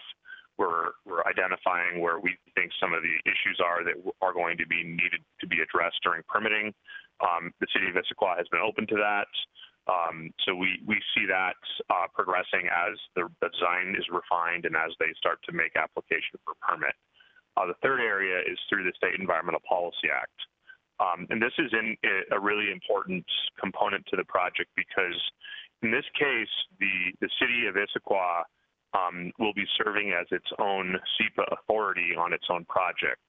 So it will be providing its own SEPA threshold determinations. It'll fill out its own checklists. It'll make its own finding regarding the level of impact under SEPA. So that is an area where we can provide comment, is on its SEPA checklist, the Issaquah School District SEPA checklist, and on the Issaquah School District SEPA findings. That is one area where we can provide comment specifically related to traffic impacts and stormwater impacts. Those are definitely pertinent to SEPA, and we have been working with City Legal Counsel to talk about the right timing for providing those types of comments under SEPA to the district. Finally, the last area of influence is something that we have more authority over. It's really the only area that we have direct authority over, and that is frontage improvements and right-of-way and access to the site. The placement of an intersection, a stoplight, what type of sidewalk amenities go in there, whether or not there are one or two access points is really going to be a big point of discussion here. And we do have direct influence over the project and how it connects to the city of Sammamish road network. So that what we're trying to do here in this letter is we're trying to influence the project design in a way that will minimize any confrontational debate at a later point in time. As a partner agency, we do recognize that providing school capacity within the city is important to the city of Sammamish citizens, and in providing quality schools. schools are very difficult to cite. I know that the school board went through a very rigorous site selection process, and this is the one that they landed on. This is the point we're at, and definitely curious to hear what your comments are on the letter and what we can add to the letter, and what your direction is in going forward. Great. So I don't have anybody in the queue right now, so if anybody has anything to say, throw yourself in. Otherwise, I've got a litany of things that I wanted to say. Okay, Councilmember Trine. All right, so first I think the tone of the letter needs to change. So I'll leave it at that. As far as the opening paragraph, there definitely needs some wordsmithing needs to be taken care of there to make sure the school district knows that we're concerned about our gateway frontage. But I think the number one thing that's missing on this is emergency manage. You know, what happens in case of an emergency, and how do I mean, I'm a school teacher. I've worked at a lot of schools over my 17 years, and to have only one way in and one way out, if there's an emergency, how do I, because my job as an educator is to protect those students, right? First, protect myself so I, in turn, can protect them and take care of them. So where do I go? If the entrance, the only way in is blocked, where do I go? How do I get out of there? How do I keep my kids safe?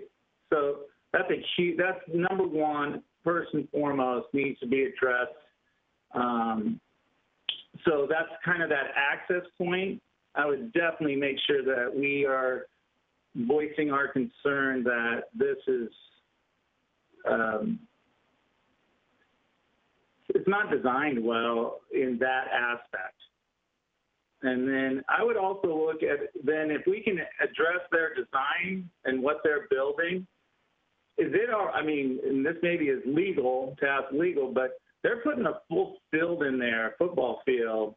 And if that were to just move out and you change the style of the school, you know, what it is, that it's not a full-fledged, but a magnet school or a STEM school or some other way to address the student population, but not have the football field, I think we should make some kind of statement about reducing the impact on the environment and saving some of these trees that they're going to take out, and that addresses your stormwater.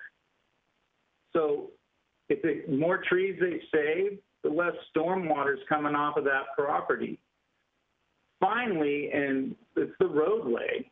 What are you going to do with 228 coming up the hill and going down the hill? They need to tell us what they're doing at some point. I mean, maybe it's getting late and I'm just getting a little, I don't want to sound angry here, but come on, Issaquah School District, tell us what the plan is for building those roads and where you're sending all the water. Because we have Laughing Jacobs Creek Basin. We've been working with Issaquah on that basin plan for a long time now, and we're going to just dump a bunch of water on all the work we want to do there to save the salmon and then not pollute the lake. So, yeah, it's an environmental challenge for them. The last thing is on this closing paragraph, and then I'll step aside. But the last closing paragraph, wow. I wouldn't make it a veiled threat on the CEPA.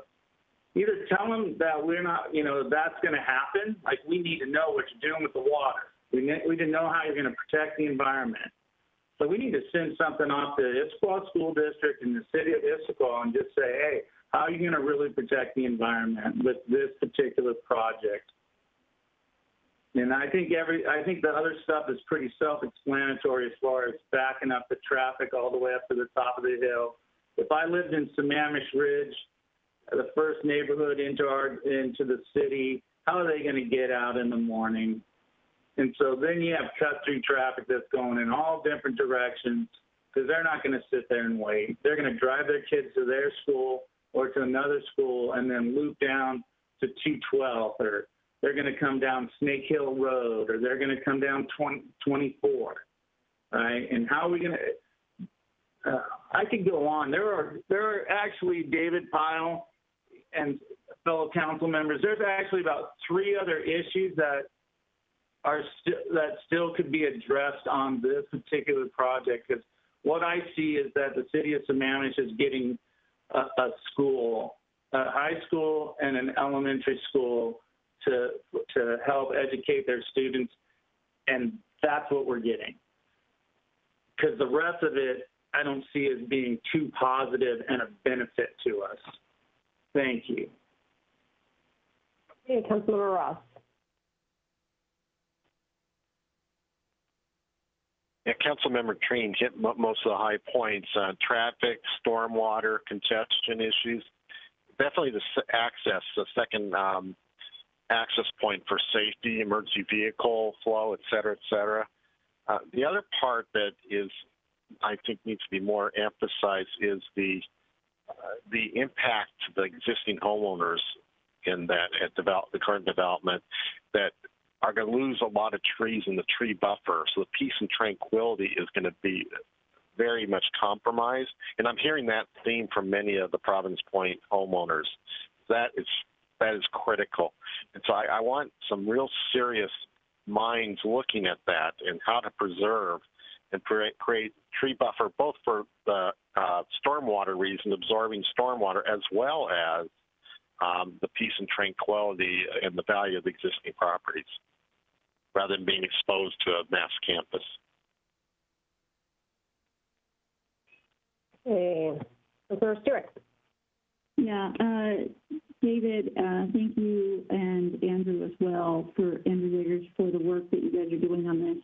I'm not sure what Councilman Treen meant in terms of the tone needs to change, but I agree that the tone needs to change. I think the tone of the letter needs to be more of a collaborative nature. We are a neighboring jurisdiction, and you've got the Issaquah School District, where the schools being built here are going to serve a lot of Sammamish residents. And, you know, Issaquah is our neighbor. I don't think that it is appropriate for us to take a threatening, even in a veiled sense, approach to this. These are jurisdictions that have followed their processes and are doing, you know, difficult work. It is incredibly difficult to site schools right now. Property is not readily available. The Issaquah School District did not make this decision lightly, nor did the Issaquah City Council. So I think we should be approaching this more in a collaborative approach. Now, that doesn't mean we shouldn't raise these concerns. I think that where we have concerns over the environment and the stormwater, I completely agree we should raise the concerns. But I feel like we could raise the concerns in a way of, hey, here are things we're concerned about, how can we help? As opposed to trying to do it in some sort of a threatening manner.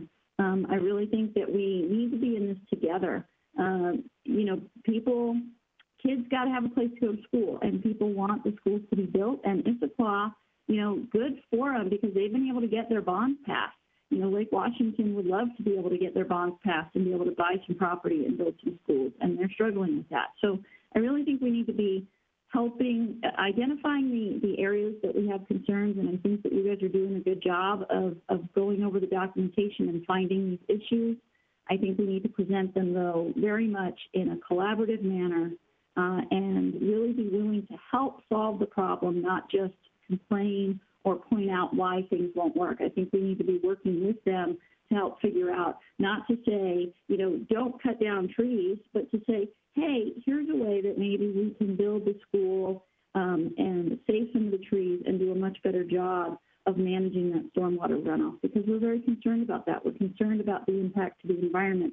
So how can we do this together? So that would be my advice is to the extent that you guys can do that.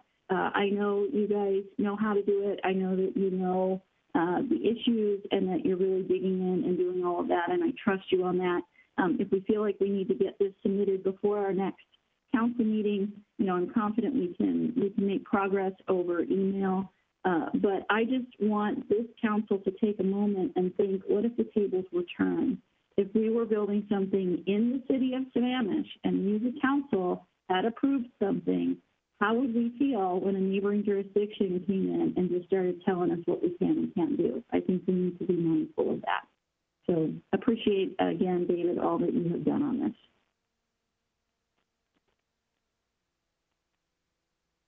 Okay, I don't have anybody else in the queue, so I'll start on my laundry list. And first, Councilmember Stewart, try not to fall out of your chair when I tell you this, but I agree with everything you just said. So, first of all, I served on the... Can we just stop right there? No, because I have more. It's kind of a miracle. So I served on the 2016 bond committee for the Issaquah School District, which this elementary school and actually elementary number 16, which is being built on Issaquah Pine Lake Road, were part of that bond package. So I want to at least refresh the council's memory. About 70% of the people in the Issaquah School District said yes to this. They have an expectation that these schools come to fruition. David Pyle said it. Councilmember Stewart said it. Schools are incredibly hard to site within the urban growth area, and that's where they have to put them. So it used to be that you needed 10 acres for an elementary school. You needed 40 acres for a high school.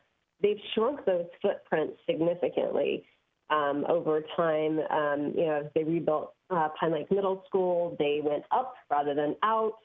So that's a reflection of shrinking land and their desire to sit schools within the urban growth boundary. First of all, as far as tree buffers, so I had the advantage of getting to sit in some meetings when I was the mayor. So this was obviously a while ago, but and relative to tree buffers, now I can't speak to it relative to 228 because that was not the discussions that I was involved in, but I do know that the Issaquah School District made some very significant moves to accommodate a larger tree buffer for the people that are in Providence Point. So they have some, and I don't remember the dimensions. There's a lot on the Issaquah School District site, but they have some pretty significant buffers that they've embedded there. They have shrunk these school footprints significantly from what they were originally looking at. And while I know that the football stadium was the most controversial part because it comes with light and it comes with sound, again, I believe it is the taxpayers who voted to put these schools in expectation that a stadium goes in there. And the request to have them go down 228 all the way in Sammamish to Skyline is not an acceptable answer because then that just puts more traffic right in the center of our city. So while I know we had some traffic numbers given to us, obviously there was a study done, and I'm curious if staff knows about the trip generation. I think we saw 4,000 some odd trips total in a day. Obviously that's going to be split up over probably a wider period of time in the morning because high schools are going to start earlier than the elementary schools are. Same thing on the back end. But I also know that it's changing where trips go, right? We're not inventing new kids.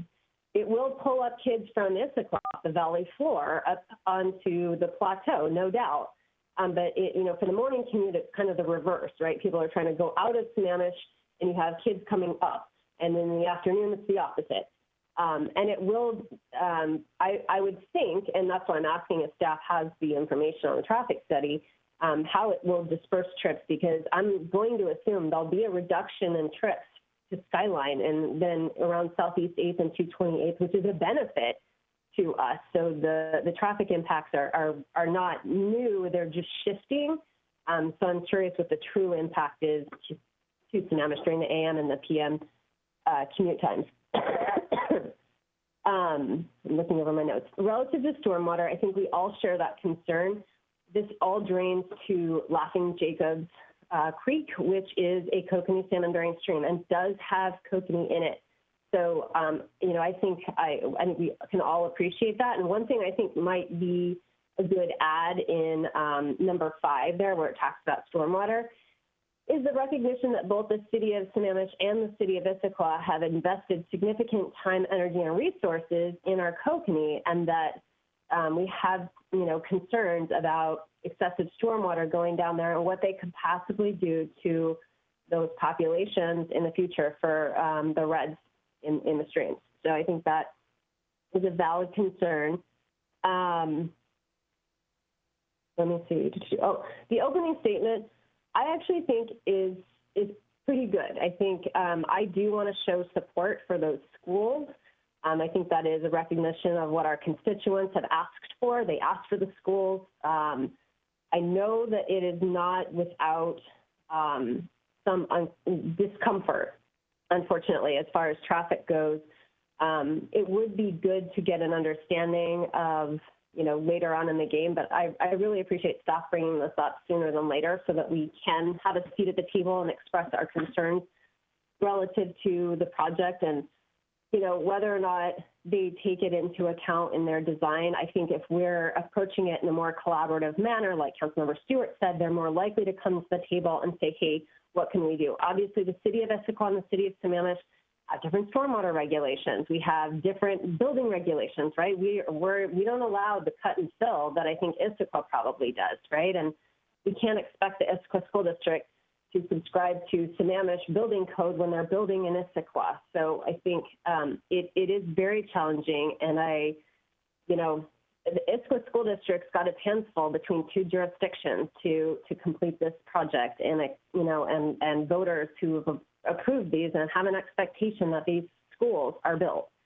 So let me just the two ingress points. I do want to ask, because the public right-of-way is Sammamish, do we have the ability to mandate 2 points of entry and exit to the school?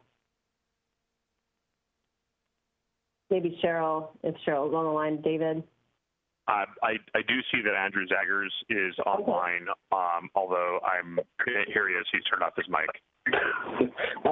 Deputy Mayor, yes, we, as part of the permitting process, the right-of-way, we are requiring the traffic study, the analysis, for them to prove that, that they can get by or meet all our requirements with a single access. We haven't yet come to that agreement. Everything they've shown us, we're still questioning based on not only what they're showing us for this school, but also past history of other schools in the city, and also the other complex that the school district has in Issaquah with the high school, middle school combination of what traffic is like out there. So we, as a review of the SEPA conditions, as a review of the traffic study, we can require, as it impacts our own roads, to have them look at a second access.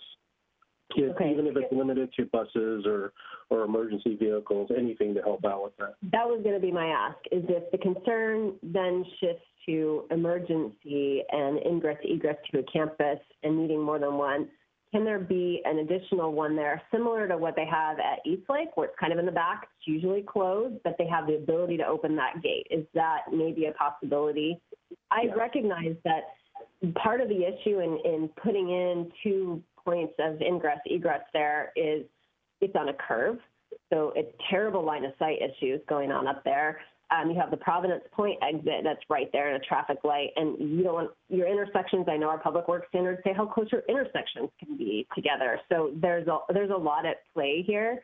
But yeah, maybe if there's just a secondary point that's strictly for the use of emergencies, maybe that satisfies our needs as well as whatever they're trying to design for there, which I know is they're trying to cram 2 schools into a space that under normal circumstances probably wouldn't support 2 schools, but they're building up and they sunk the, I remember them saying they're going to sink the stadium down to try and mitigate for noise and light too. So I think the Issaquah School District is trying to be accommodating. So I think if we take, this to them, hopefully they'll try and make some accommodations for the city of Sammamish as well.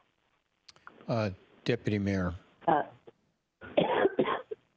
I wanted to, if you were finished with your comments, I wanted to point out that we have 2 minutes to our deadline unless we get an extension, and we still have the Tent City 4 emergency ordinance we need to attend to, and you don't have a meeting between now and the time that agreement expires.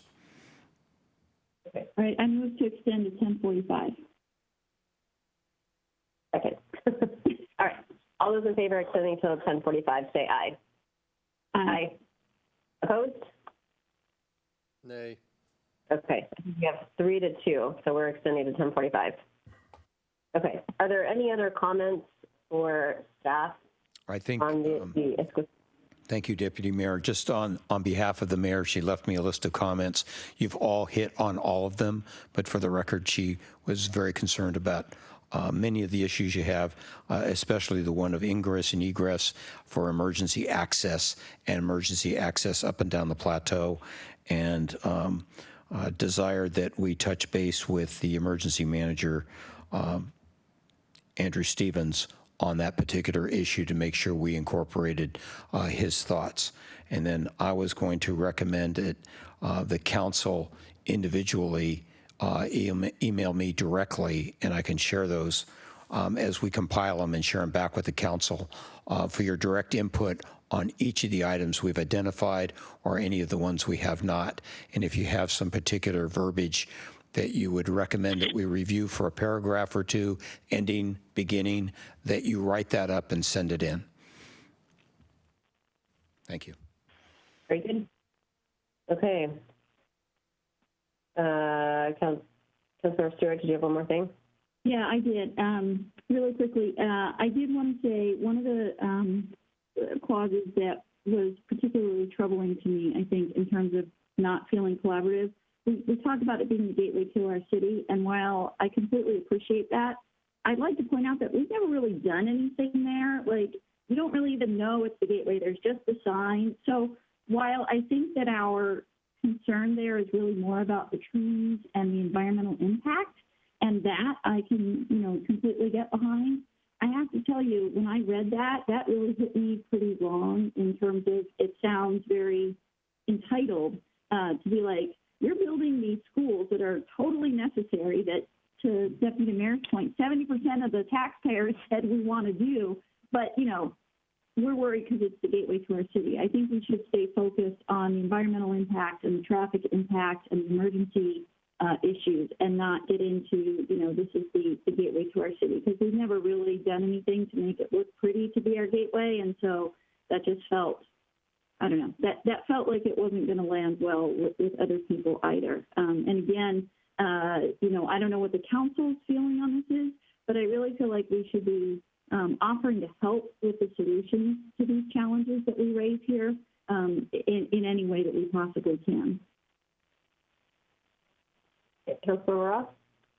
Yeah, I do agree with the collaborative approach, number one. Number two is I think the letter in general is pretty good. It touches on most of the points in general, which invites conversation and dialogue. I do like Deputy Mayor's recommendation to specifically mention the kokanee. I think that would be a good add to the letter. And then my question, Dave, is when do you want to release the letter? You mentioned earlier we want to get it out as soon as possible. So you're asking for feedback from us on email. Are you going to collect feedback and send it out from there immediately? Because I don't think you're intending to wait to revisit this later in September, early September, right? Well, I would like to get it out as soon as possible, but with all of the different thoughts and things, I think I could send it back all to you to take a look at, but otherwise we bring it back on the 1st. Because otherwise I could say, trust me, but I've heard many similar statements about issues tonight, and then I've heard some that are contrary to one another. So I just assumed avoid the entanglement if possible. That's just a personal issue. I think that's wise to just bring it back on the 1st. Okay. I don't see any more comments. Okay. Thank you. We're going to move to our final agenda item. This is an emergency ordinance for Tent City for a permit extension due to COVID-19 for 30 days. Mr. City Manager. Mike's going to speak to this issue. Thank you. Good evening, Deputy Mayor, Council, Mr. City Manager. Once again, Mike Sugg, Senior Management Analyst, joined by Rita Bod, our Senior Human Services Coordinator. On April 21st, June 16th, and July 21st, the Council granted 30-day extensions of Tent City 4's temporary homeless encampment permit due to the COVID-19 emergency. That permit is scheduled to expire currently on August 21st, yet the Governor's emergency proclamation is still in effect, resulting in Tent City 4's ongoing difficulty in finding a new encampment location. Last week, Mary Queen of Peace reached out to the city to request an extension of their permit. They have internally approved an additional 30-day use of their property for the encampment. They let us know that there's currently 20 people in the encampment. And as you heard from public comment, Mary Queen of Peace says they have been a quiet group. Exhibit 1 in your packet this evening includes an emergency ordinance for the council's consideration. If approved, this ordinance would extend Tent City 4's permit by 30 days from its current expiration date of the 21st of this month to September 20th of this year. So that is the ordinance that's in front of you tonight. Again, as you heard from a couple public commenters this evening, we heard from today from Faith United Methodist Church, which is adjacent to Issaquah Pine Lake Road in Kalahani, that they have tentatively approved Tent City to move to their property should that option be needed. Keep in mind that Faith United is still in Sammamish, so moving Tent City to their property does not help Tent City comply with the time limitations in our code, so it basically doesn't reset the clock. However, it is definitely possible to accommodate this move if the council desires, but it would require an exception from the time limitations in our code. In any case, whether they stay at Mary Queen of Peace or end up moving to Faith United, we feel that this extension in front of you tonight will likely need to be passed as we are close to their permanent expiration and there's not enough time to process the steps needed to make the move before then. Additionally, I will note that when staff met with representatives from Mary Queen of Peace and Tent City last week, the Tent City reps committed to reaching out to one of their other potential relocation options, which is the Department of Natural Resources. And we haven't yet heard back on whether that option is available, but we will hopefully know more later this week. So again, the ordinance that's in front of you tonight is a 30-day extension for the Mary Queen of Peace location. And with that, I will turn it back to the Deputy Mayor. And Deputy Mayor, before you take this back, I just wanted to ask the council, as you deliberate over this issue, if the Methodist Church option is there, and I know, Deputy Mayor, we've talked briefly about this in the public process, I wanted to emphasize to the council the importance of addressing the ordinance, as Mike addressed here, that we would have to modify it if we change to another location, and that keeping with the processes that the council has done in the past, we need to do public notifications. And I'm not sure if David, are you still on the line, or have you signed off? Yes. Okay. Yes, I am. I'm here. Then, if necessary, council to be updated on what that public notification would be, the time necessary to do all of the notifications around the church to the community, and do that is likely longer than the 30-day extension that we may be granting here. And maybe we have David speak to that issue so you can keep that in mind as we go forward. If I could ask you, David, to speak to that issue. Sure. Yes, David Pyle here, Community Development.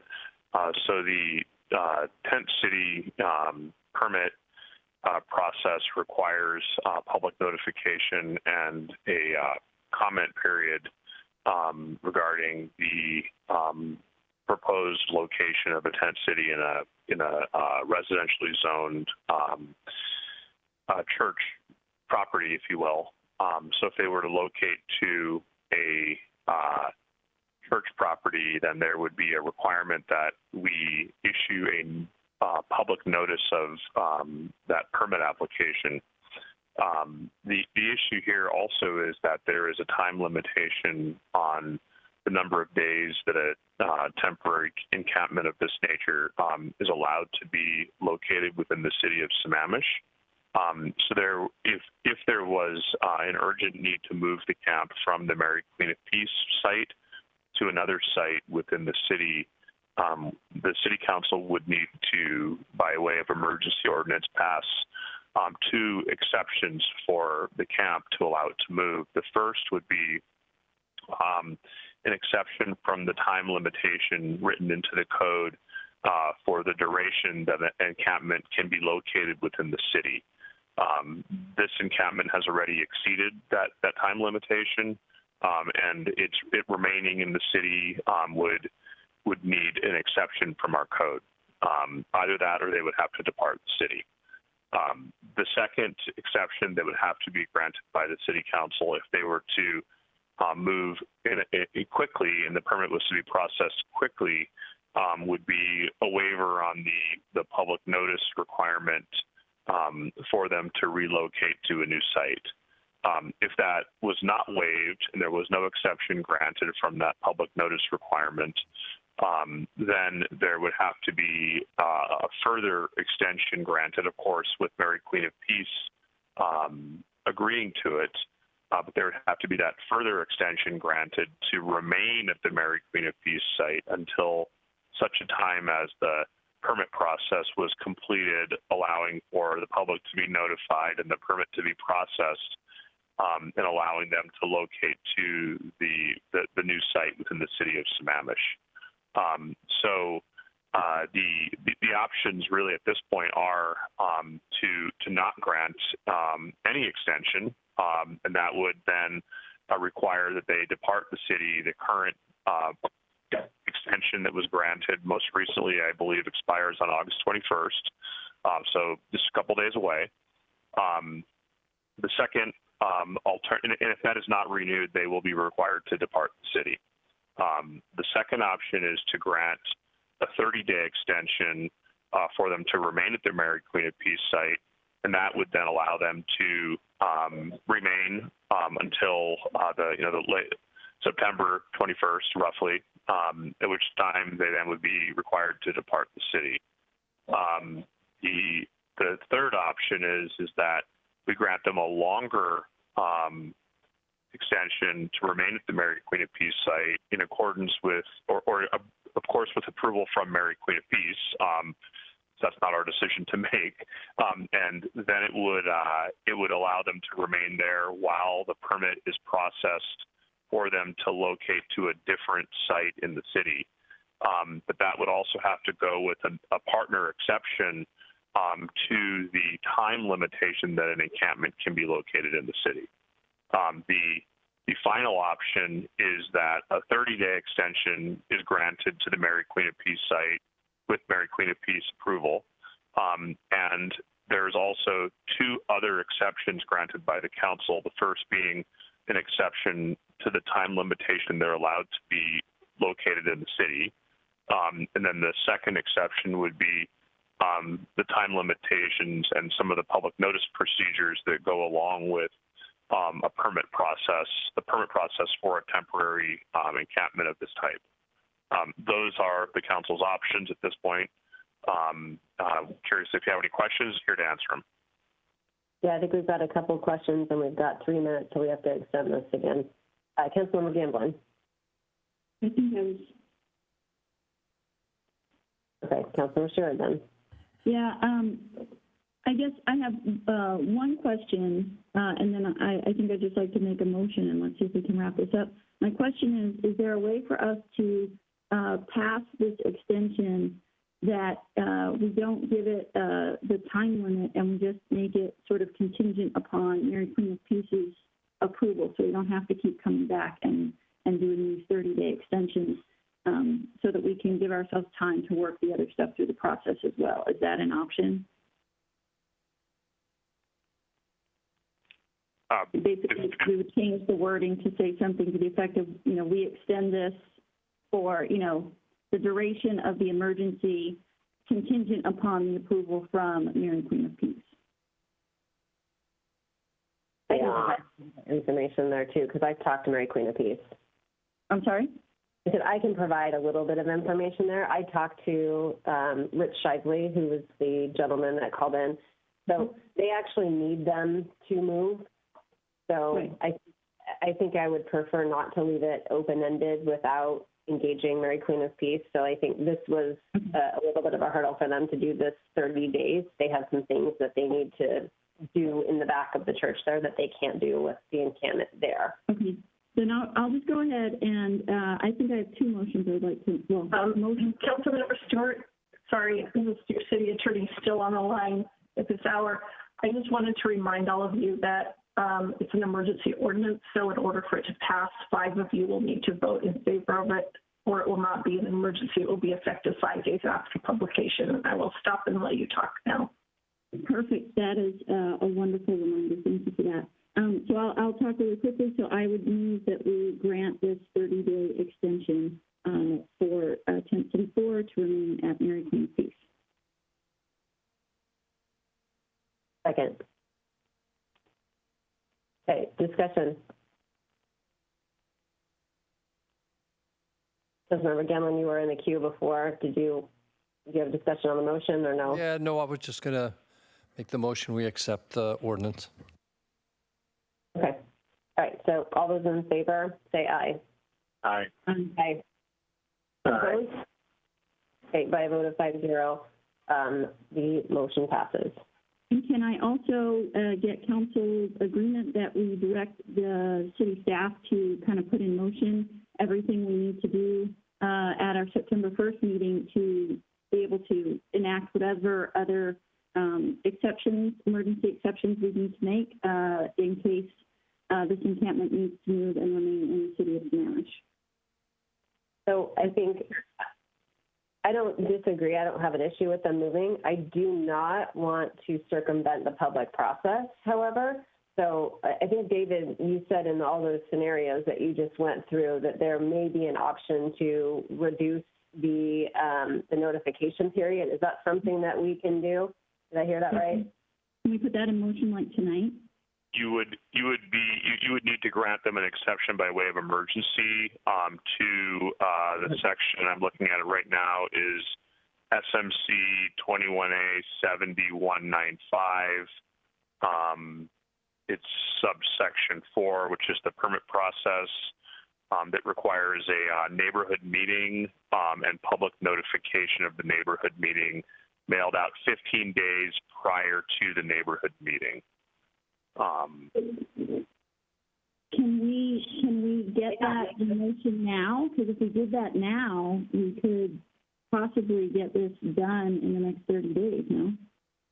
Yeah, so there's 2 important dates that are good to keep in mind with regard to a encampment of this type. The first is they have to, according to the code, submit a complete application at least 30 days before they plan to take occupancy of the site. So you'd have to grant an exception to that. The second is that there has to be a neighborhood meeting held sometime in that 30-day process, and that there has to be 15 days of notice provided prior to the neighborhood meeting. So the question is, what is an appropriate amount of time to process this, to give notice to the neighbors, to hold a neighborhood meeting, and to put in place some conditions in a permit that can be implemented effectively on the site.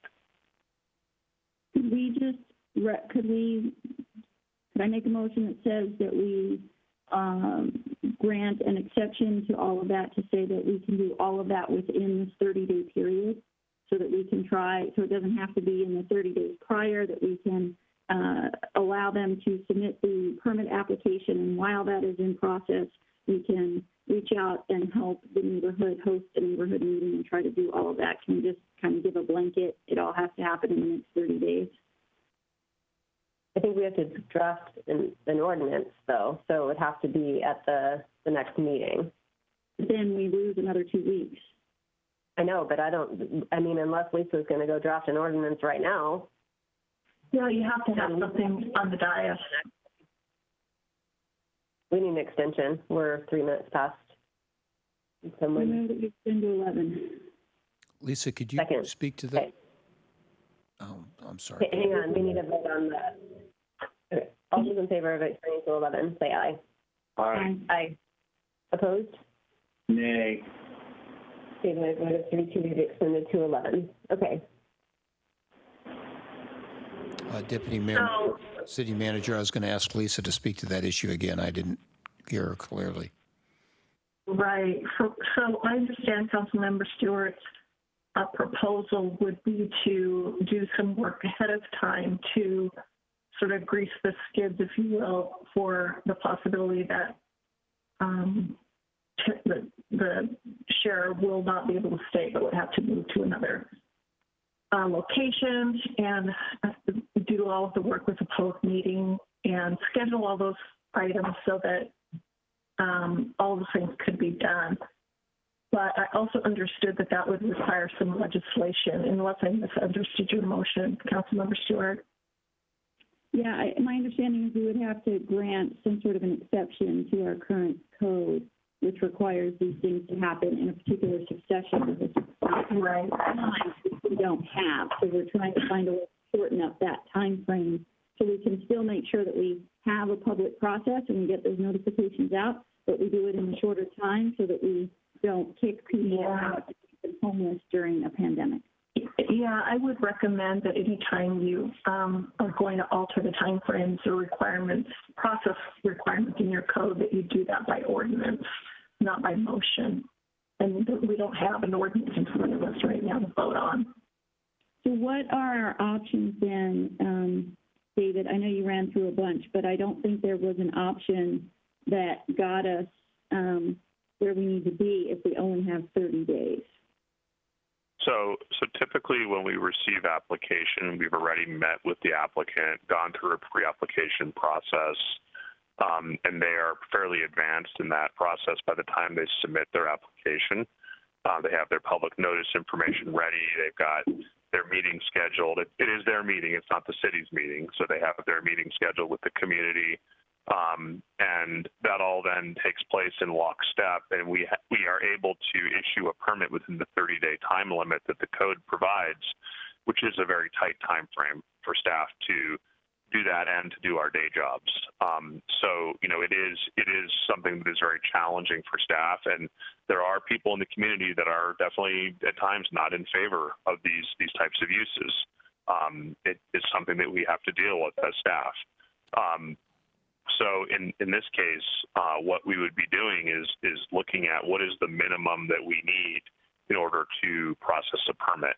Given that they do need to depart the Mary Queen of Peace property, it would be very helpful for us to know what the terms of the Mary Queen of Peace occupancy are from Mary Queen of Peace, so that we then know what time frame we're operating under, when they have to be off the site, and how much time we have to work out a permit for them to locate to a new site. And we would also need to know, there are some things that go into that permit, like a site plan, like them working with the fire department and with our electrical inspectors to understand electrical connections, our building inspectors to understand plumbing connections, their whole sanitation plan, their screening plan. They have to work with police with a roster of participants who are part of that. There's quite a bit that goes into getting that off the ground. And I would very much hesitate to cut back the time we have available more than the 30 to less than the 30 days. There's a lot that happens in 30 days there, and it's already a significant challenge for us to get that off the ground. I would add that although the local church was receptive and they shared that with us this evening, in the letter, I recall that they need to contact and I'm not sure what it was, but it was the Central Methodist administration, for lack of better words, to get their consent. And that was critically important for the church to be able to move forward. I might recommend that staff can work towards some of these things and try to see where we're at talk to Rich Shively at the church to see if there's anything beyond the 30 days. Is it 45 days from today? And gather some more of this information and do some of the legwork. But as Dave points out, this is just an add-on, very important, but an add-on to what everybody's working on, and we've got to fit it in. So I think we need to consider all of that, and a very important part, as I understand, the city went through before in public notice and public input. And I don't think you want to cut that too short, but we can move expeditiously and report back on any number of the issues that the council has addressed tonight and be more prepared at the next meeting on September 1 to help you with all of these critical points that you'll need to have knowledge of in order to make an affirmative action for the next steps. Dave, that would be great. Is there anything we as council can do to help staff and help coordinate to get there? I know the deputy mayor's already been trying to help with some of that coordination, but if there's anything we can do, just let us know, because this is so important. And I don't want to circumvent public process, but I just think in the middle of a pandemic, we really have to make sure we're taking care of these folks. Yeah. So one additional item that would be really important would be to definitely anybody who's communicating with the group would be to communicate that there is quite a bit of work on their end here. This is not the scenario. I don't mean to come across sounding uninviting, but this is not something where we just grant them a permit. They have to actually complete an application, go through the whole process, and the burden's on them. We're not staffed to prepare a site plan for them and to put together all of their materials and their, the stuff that they did the first round. There's quite a bit of work that goes into that, and I would definitely remind them of that. So it sounds like, if I'm understanding it, the first option is to work out to see, I know Mary Queen of Peace has some construction work, but to see if there's any way they can stay there. That would be the easiest way from a legislation standpoint, because then we could just continue to grant extensions and alter the time that they can stay in the city, but then we don't have to go through all the permitting. So that would be one option. And then the second option is to work with that group and helping them get their permit together. And I'm not suggesting that staff do that. I'm saying that that's what needs to happen. So David, do you know if there's, when they did this before, like is there do we need to reach out and help them get a lawyer? Is that something that, as an individual that we could go and help them get started on that and help move that along faster?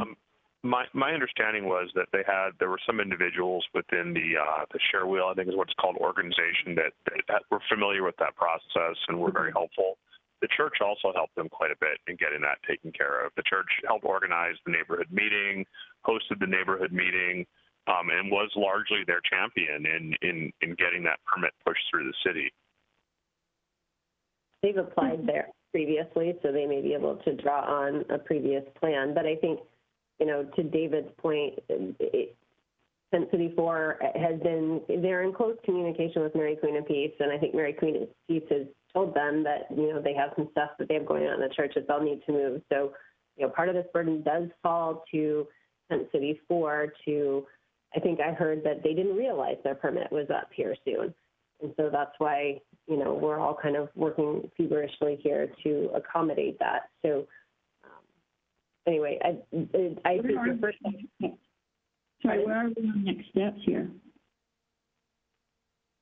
I think right now we've extended them to Mary Queen of Peace, and then I heard our city manager say staff will do what he can, but this is largely over in, it sounds like Tent City 4's camp right now, literally and figuratively, to kind of come up with a plan if they can move over. And I think it's an if, because like we heard Dick Graham say, they still need approval to move over to that church. So that's not a done deal either. So I think Tent City 4 should be working the DNR side as well to make sure that they've got all the bases covered in case the other church is unavailable because of whoever they have to check in with and get approval.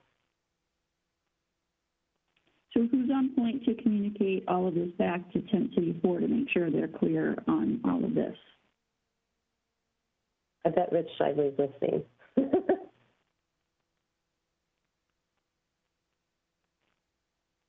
Well, if I can help move this thing along, then staff will, and we can go back and review the state, make sure we got all the fine points. But we'll discuss and coordinate and do that outreach to both Tent City 4, Mary Queen of Peace, and the Methodist Church to make sure that they understand what obligations they have in moving this thing forward, and then try to compile as much information as we can to the council, so you're aware of what's coming up and if we even have the ability to move the item forward for a site change. Thank you, Dave. Okay, so I think the final item on ours was council reports. Councilor Stewart's got a written report there. Anyone else with anything they need to convey? Nope. Great. And entertain a motion to adjourn. I move we adjourn. Second. Okay, so moved and seconded. All those in favor say aye. Aye. Aye. Opposed? Okay, by a vote of 5-0. Okay, Yemen, are you opposed? Did I? Oh, okay. Okay, by a vote of 5-0, we're adjourned. Thanks. Night all.